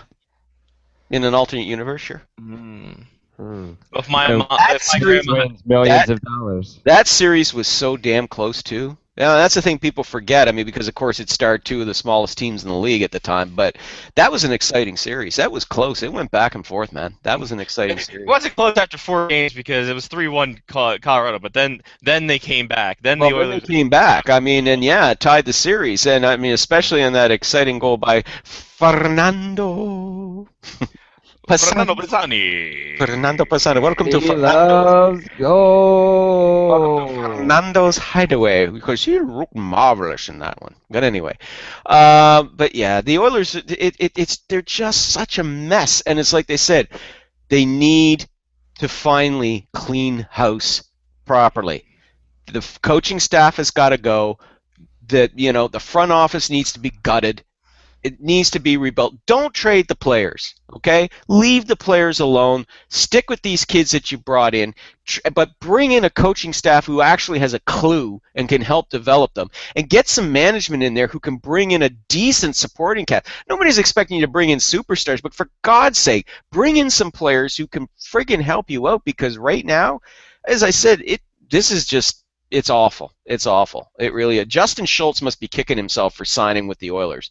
I'm sure it looked exciting. I mean, and I have to admit, I bought into it myself. 2 years ago during the lockout, I mean, when those kids were tearing it up down there, in the AHL, I figured, you know what, those kids are going to have all that experience because they've been playing together. This could be the year they turn it around. And in the first couple of weeks, they looked good, and then everybody else got their legs back again, and it all fell apart. But it just...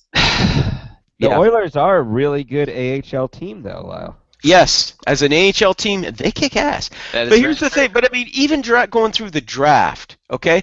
Let's have a look here of how well they did with their those three number one first round picks. The first one, Taylor Hall, they hit it out of the park. Honestly, they did. Taylor Hall, Daryl Sutter considers him arguably the best left wing in the game right now, and that's saying a lot when you consider who some of the top left wings are in the NHL. But, 22 years old, he's knocked it out of the park. So, yeah, absolutely. Ryan Nugent-Hopkins, right now, is a good second-line center on a good team. I'm sorry, but he is not a first-line center. Mm-hmm. Absolutely not first line. Yeah, right now, 21 years old, and with a bit of an injury history because, of course, they rushed him. Okay, they never should have played him that first season. He also had that injury history towards the end of his junior career too. True, but still, they shouldn't have rushed him. Oh no, absolutely. But not. Regardless, and Nail Yakupov, it's becoming very painfully obvious right now that was a case buying hype over substance.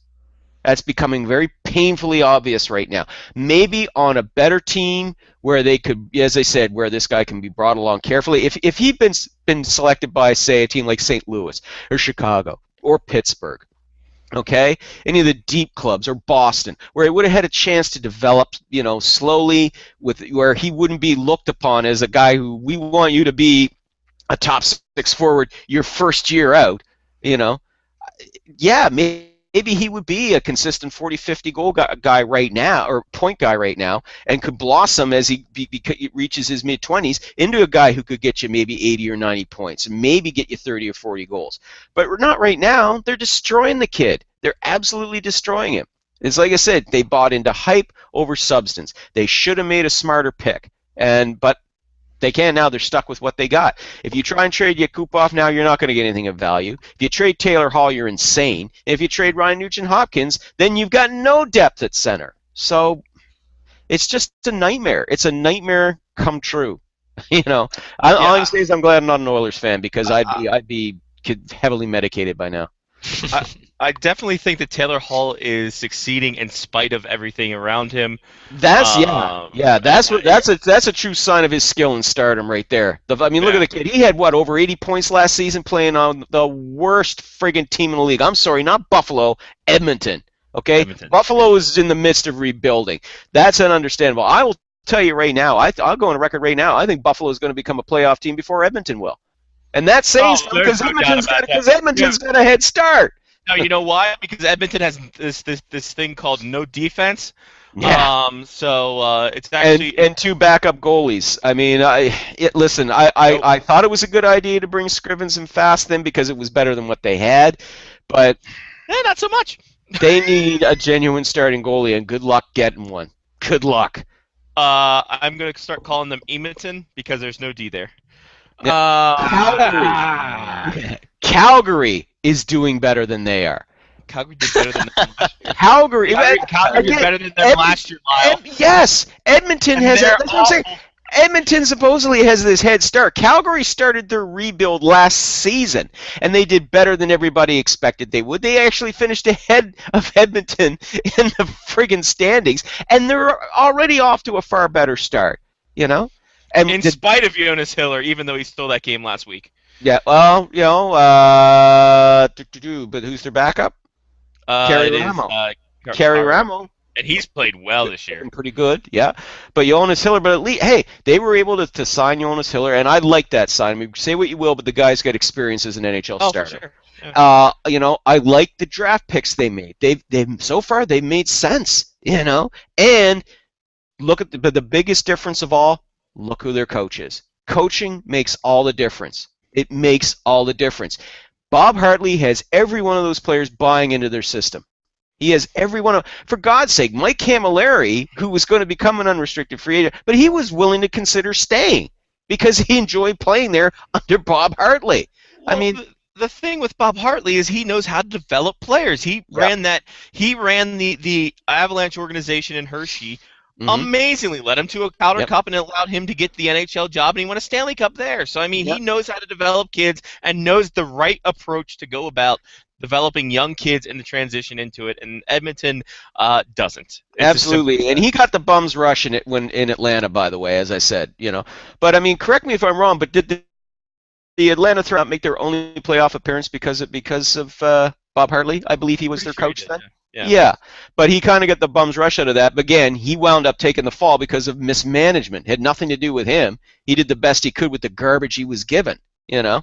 Whereas in this case, you know, now, let's face it, he's in the final year of his contract. There's concern that, oh, well, you know, listen, if you know the Calgary Flames are going to re-sign this guy, it's just a question of they want to see how well the team performs to see. If there's significant improvement, they're going to sign him to a 3-year deal. And if they go 4 years or 5, they have to figure out what he's.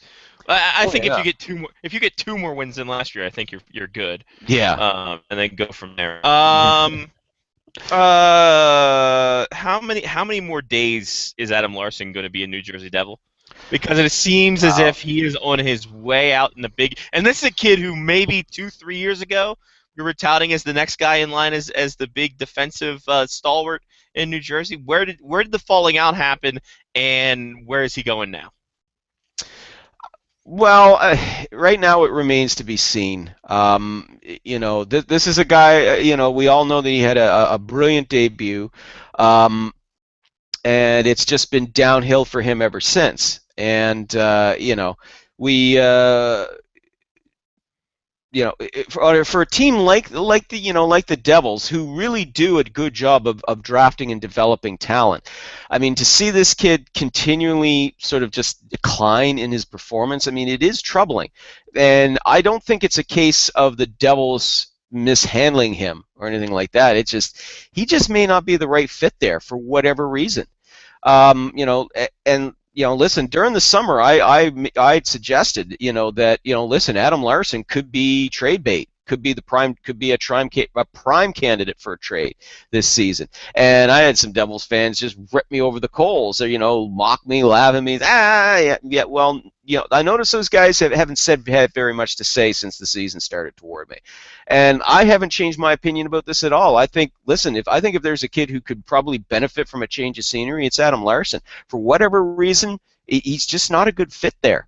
I don't think that the Devils are going to rush to trade him right away, but you know, I think they're going to field offers, and if he doesn't show any significant sign of improvement over the next month, I wouldn't be surprised to see him gone before the Christmas trade freeze.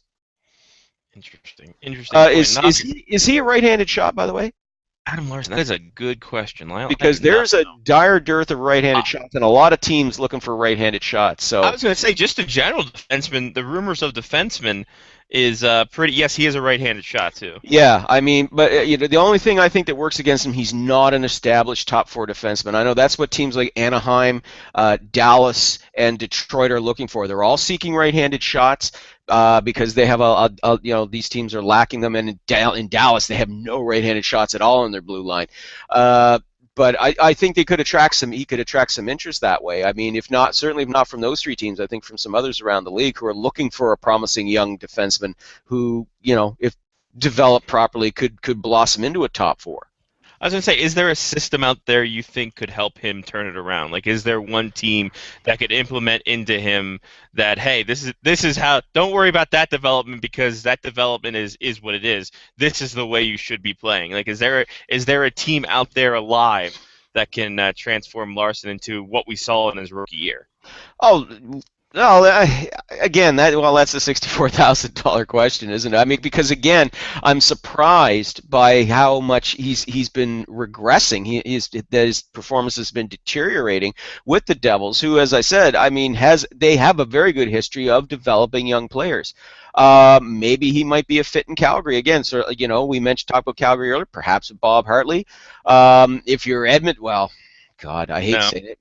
Edmonton won't help him. You know what? I think Edmonton would love to grab him, but I don't think it's going to do him any good. They're the best team trying to get out of relegation right now. Yeah, exactly. Calgary perhaps would be an option. I think. Listen, if Dallas or Anaheim or Detroit were willing to kind of scale down expectations and just be glad to have this guy in their lineup as a right-hander, maybe put him on a third pairing to start, he would definitely benefit with those three clubs. But they're looking for top two pairing defensemen, so I don't think he's going to be a fit there. Especially in Detroit, man, with Mike Babcock back there. He would do him a world of good. A world of good, and he'd do well with Lindy Ruff in Dallas. I think Lindy Ruff would be a good fit there. Yeah. But yeah, I think the Dallas defense is as suspect as it is right now. They don't need another suspect. on that lineup. Yeah, they're going to be looking for an experienced guy. And again, right-handed shot. There was an interesting rumor popped out from the fourth period claiming that the Ducks and the Sabres were talking trade. You could see 5 players involved with it, involving Tyler Myers. But the problem with what was suggested was they were saying, Sami Vatanen's been mentioned. I hope I'm pronouncing his name right, Sami Vatanen.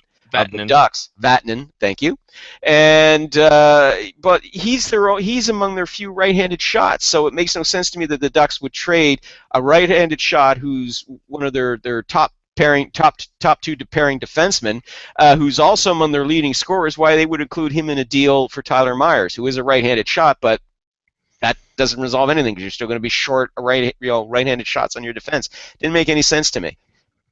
The Dallas Stars defense is so suspect. They have guys cutting their arms to get out of the lineup. What? That's bad. Yeah. Wow. Said that. Yikes. Any other defenseman rumors we have to worry about here, Lyle, aside from the typical Tyler Myers? Just the never-ending Tyler Myers story? Yeah. Not really. Well, Jeff Petrie of your Edmonton Oilers, who I think would probably.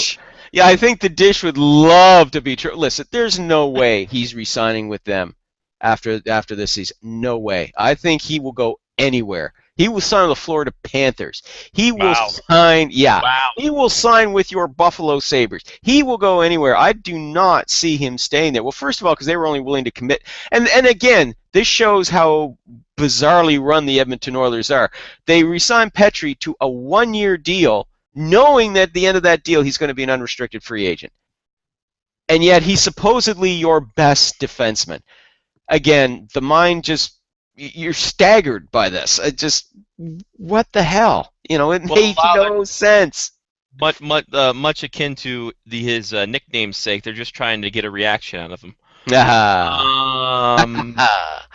I can make Petri Dick's jokes all night. Oh God! Well, let's move on quickly then. I'm just saying. Well, they try to.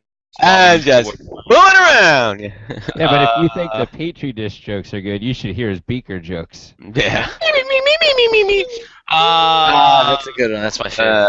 Oh, absolutely. Absolutely. Oh, sorry, I got distracted. Had to block a douchebag who was mocking us on Twitter. Yeah, screw you too, pal. Anyway, there you go. I suffer fools gladly. Anyway. Blockadoosh is my favorite game. Blockadoosh, right up there with Blockadoosh. Blah blah blah blah. What are we talking about here? Eric Stahl.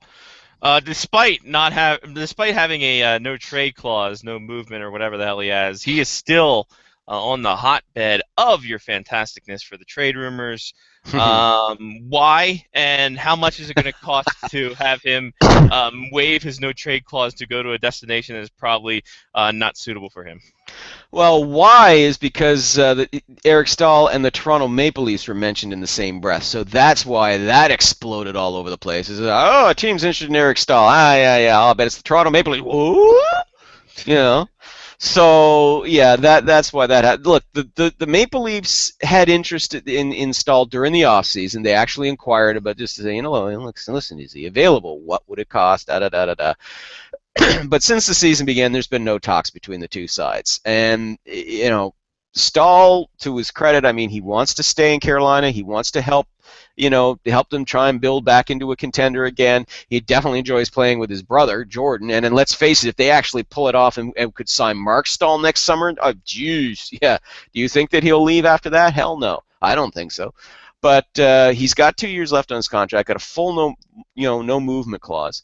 As everybody has said, he's driving the bus on this one. If he doesn't want to go, if he doesn't want to be traded, he won't be traded.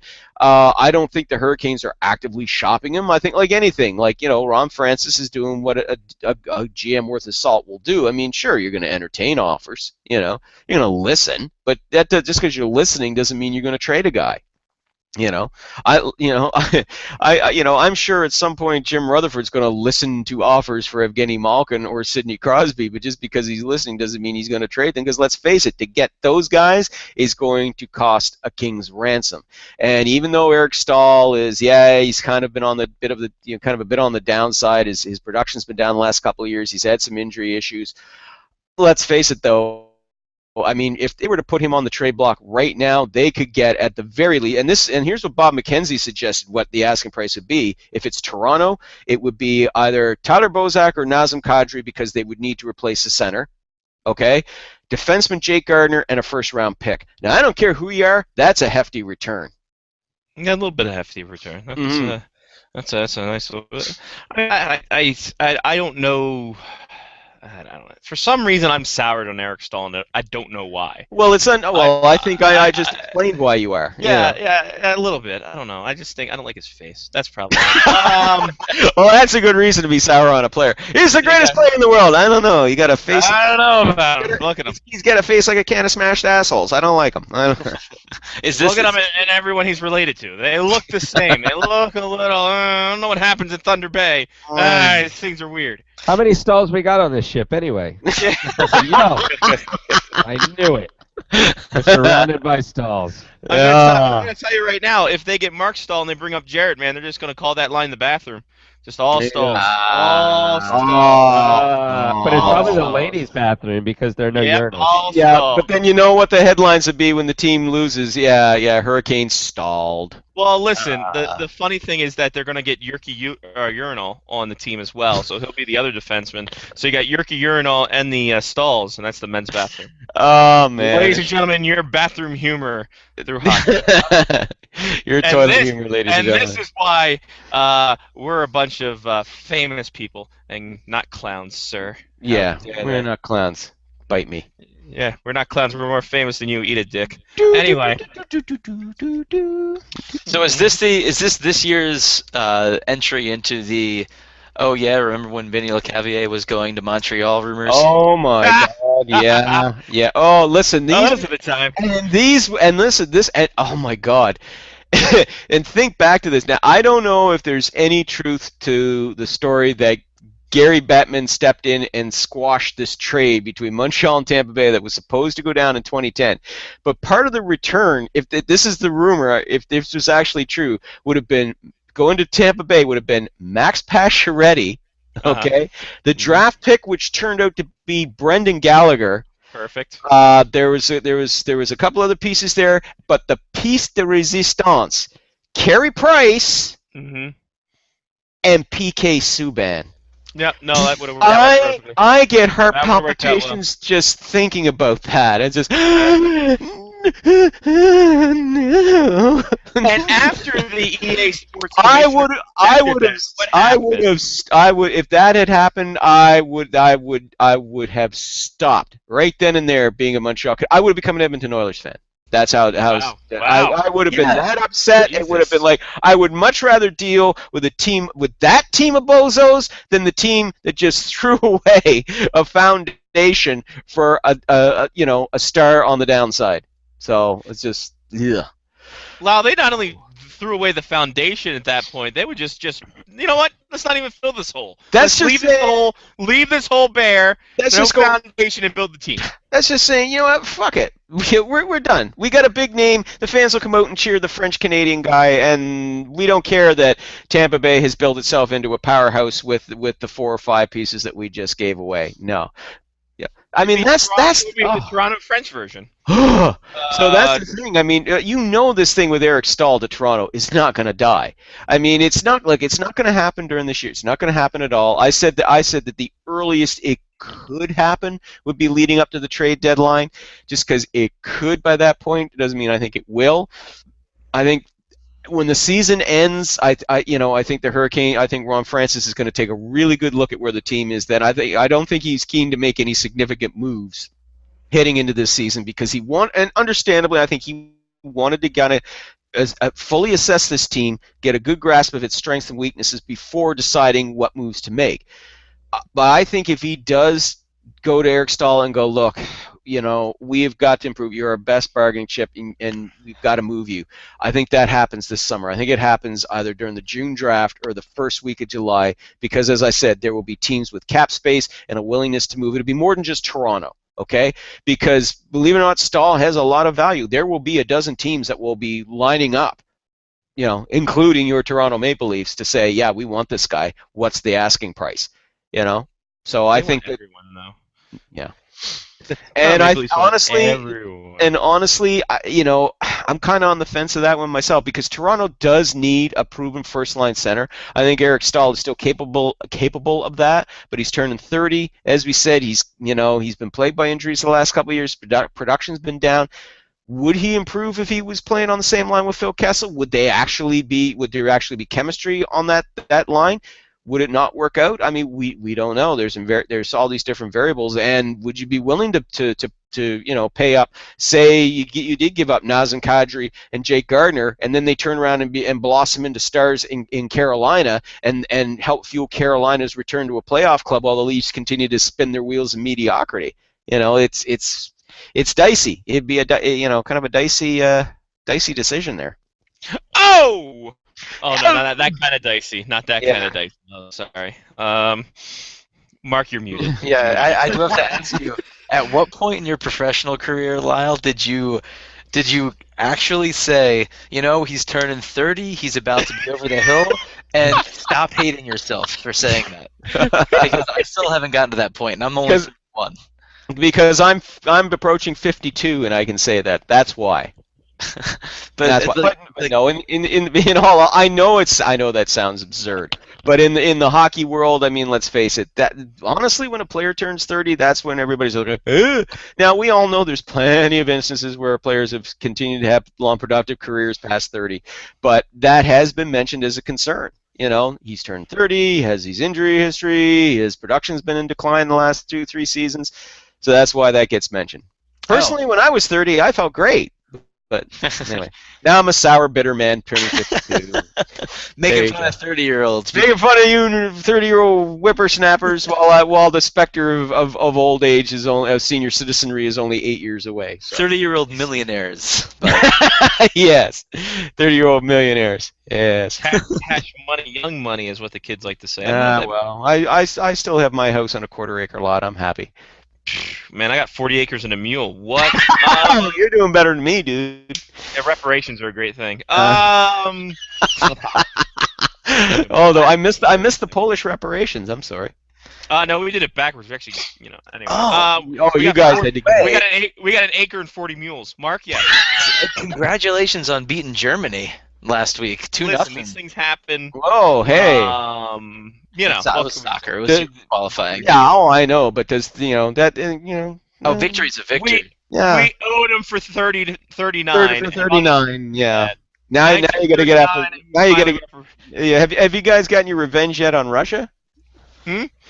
Yeah, no, we do.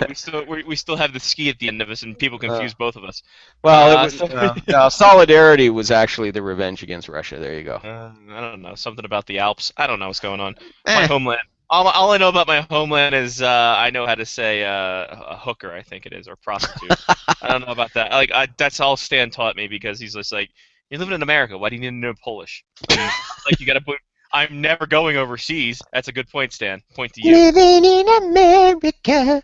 Got to drop your Polish accent. Ding, ding, ding, ding, ding. Anything bag of fun, Lyle?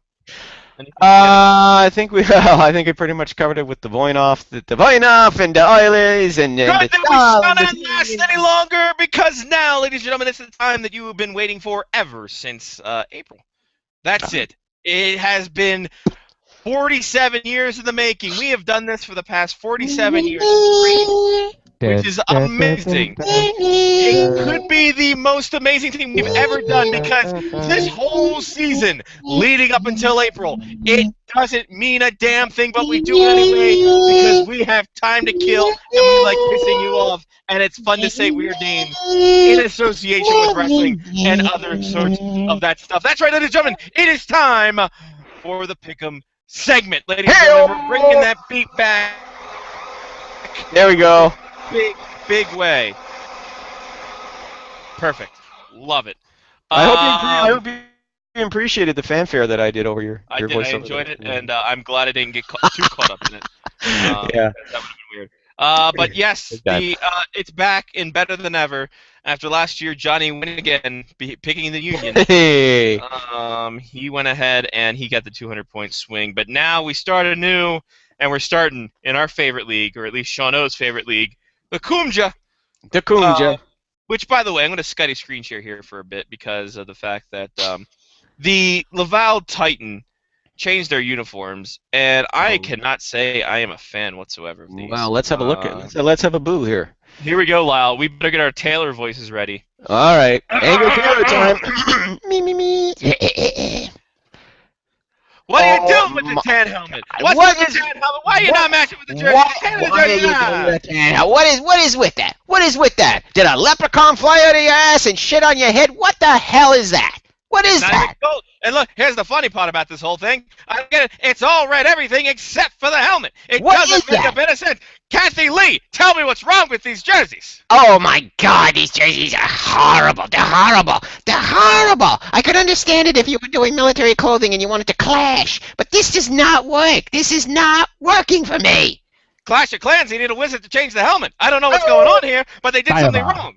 Terrible. Oh, those are horrible. What the hell, man?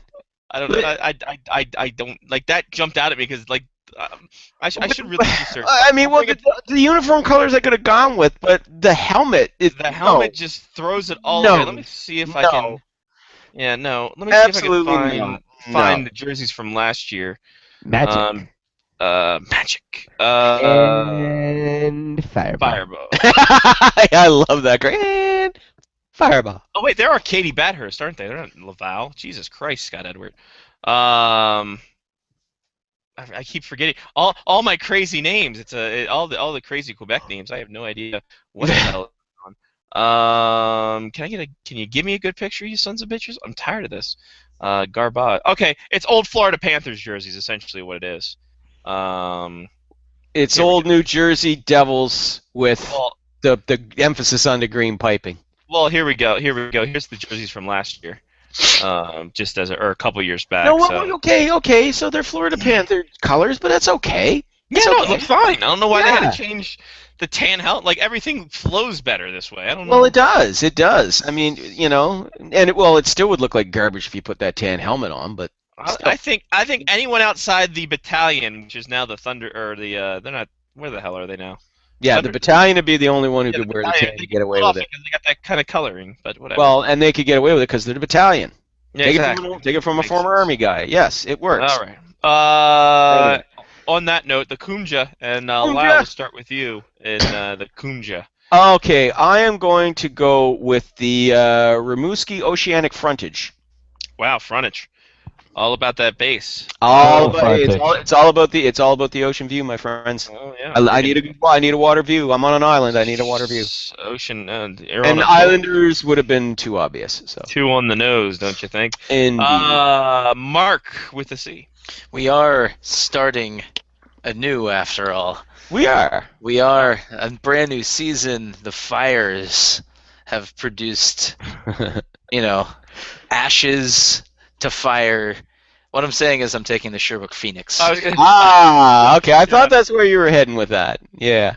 I thought you were going to talk about. I'm going to take the Titan in their awful jerseys. Just because, since you guys killed 5 minutes to make such a fuss about it. Yeah. Yeah, exactly. As angry tailors. And since you won't, I will. I will take the Arcady Bathurst Titans. So if they lose, you can blame their horrible, ugly colors for their journeys in the terrible. And defending champion Johnny P. I'm going to go with the Drummondville Voltaires and the Age of Enlightenment. Nice. Excellent. Drummondville, I like it a lot. All right, there we go. So I take Arcady Bathurst, Johnny takes Drummondville, Mark takes Sherbrooke, and Lyle takes Rimouski Oceanic. He's got oceanfront property in Rimouski. That's a bad song. All right, Lyle, it's been real. It's been fun. It's been real fun. We will talk to you next week, and we'll have things and stuff and things. Absolutely. As we are to do. As we always do. Okay. Now, you guys have a good week. I'll talk to you later. You as well. Take care, Lyle. Yeah. There you go. Take care, guys. Bye, Lyle. Yeah. There you go. Lyle Richardson. SpectresHockey.net, TheHockeyNews.com, BleacherReport.com, and the PI Guardian England Island Edward Guardian Island Prince. There we go. Johnny P. Hit us up with some shout-outs there, my friend. Yeah, I have a shout-out to clowns. Yeah, I mean, I think clowns get a bad rap. To be honest, I mean everything ends up being a scary. Paul, have clown. you listened to an ICP album? Oh, ha ha! You. And speaking of clowns, I would also like to give a shout out to Doink and Dink. Rest in peace, Doink. Yeah. What else? I have a shout out to I'm going to my first football game this weekend. Hey! It's the Jets and the Bills. That's surprising. Well, first football game of the year or ever? Ever. I've never been to a That's surprising. regular season football game before in my life. I've been to 3 soccer games at M&T Bank Stadium, and I've been to a couple Redskins preseason games. Interesting. But yeah, first football game. I did hear that that the only person who plans on missing Percy Harvin more than the Seahawks is Geno Smith, though. So I want to see it in person. I want to see it in person. I heard that Percy Harvin is he the one who has the band of friends that saved the world? Percy Harvin? No. I don't know, who is that. I know, it was Percy Jackson. Oh, Percy Jackson. Okay. Yeah, man, that was way off. Wow, that was a way obscure reference. I know what you're talking about. I wouldn't have guessed that in a million years. I would have said, no, it's Scott Pilgrim, stupido. Yeah, shout out to Scott Pilgrim. Sure. Yes. And shout out to Ramona Flowers, Fuck too. yeah. No, for sure on that. I will drink to this. I drink to that. I think that's it. I mean, I think I've shouted out a lotness. From the rooftops, shout it out. Mark with the C, do you have any Republica shout-outs? No Republica shout-outs. Is that no, that was Garbage. Garbage is happy when it rains. The lead singers both had dyed red hair and were from the UK. So. That's pretty, I mean, that was close. Yeah. I give a shout-out to Real Time Pain Relief. with Greg Gumbel. It's good stuff. That's pretty much about it. I don't have anything too crazy to shout out to. Shout out to the running escapades being done for a few months. Nice. Next running event is Disney. When, is that in maybe January? Maybe a turkey trot for Thanksgiving, perhaps. We'll see. But yeah, January for Disney. And I guess that's about it. That's about all I got. Cool. Shout out to Mr. Mike's Casual Steakhouse in Airdrie, Alberta, Canada. Treat me right and they'll treat you right. Go in and say Scotty Waz sent you and they'll be like, all right, sir, please get out of our restaurant. Shout out Supermarket Sweep. Shout out Chowder. Shout out to Johnny P's new album being written as we speak. Why? Because I have nothing better to do with my life. Also, possibly premiering soon, the premiere of League Night, the YouTube bowling comedy sensation sweeping no one's nation. So we got that going for us. And that's about it. That's all I got. I got nothing. Everyone in Ottawa, thoughts and prayers with you. Stay safe out there, and hopefully this whole thing, this too shall pass, I suppose. Not really. We didn't really tackle it because it's kind of a weird situation and it's kind of odd tensions and stuff, especially when something in Canada happens. It's a little weird. So we don't know what to do, so we just hold tight and hope for the best. So everyone out there in Ottawa, God bless. That's it. That's all for Johnny P. and Work with a C. I'm Scotty Waz. Take care of yourself and someone else. It's been Face Off Hockey Show on faceoffhockeyshow.com, which is also our Tumblr. Find out fun stuff that goes on there. Check out the Twitter, FaceOffHCKY Show, and the Facebook, FOHS Radio. Also, check out FOHSFarmReport.wordpress.com. We have our first Dead Minor League team of the year. Only 2 games in, and there's 1 team already down. I didn't even get to pick them. No, you didn't. I felt so slighted. I will talk about the story because there's a team replacing them already in the same area with different owners in a different name. It's the weirdest damn thing, but that's the Federal Hockey League for you kids. So check out the Farm Report for the story that's going to go up there because, my goodness, already 2 games in and they decided, we don't have enough money, we're folding up shop. They're like the Rough Riders. Stop, drop, set them down, open up shop. Well, they closed up shop, so it's not the Rough Riders, Smooth Riders? Smooth Riders? Smooth Sailing? I don't know what it's called. In any case, that's it. I got nothing else. I got no more puns. It's out of here. We're done. Till next week. Peace.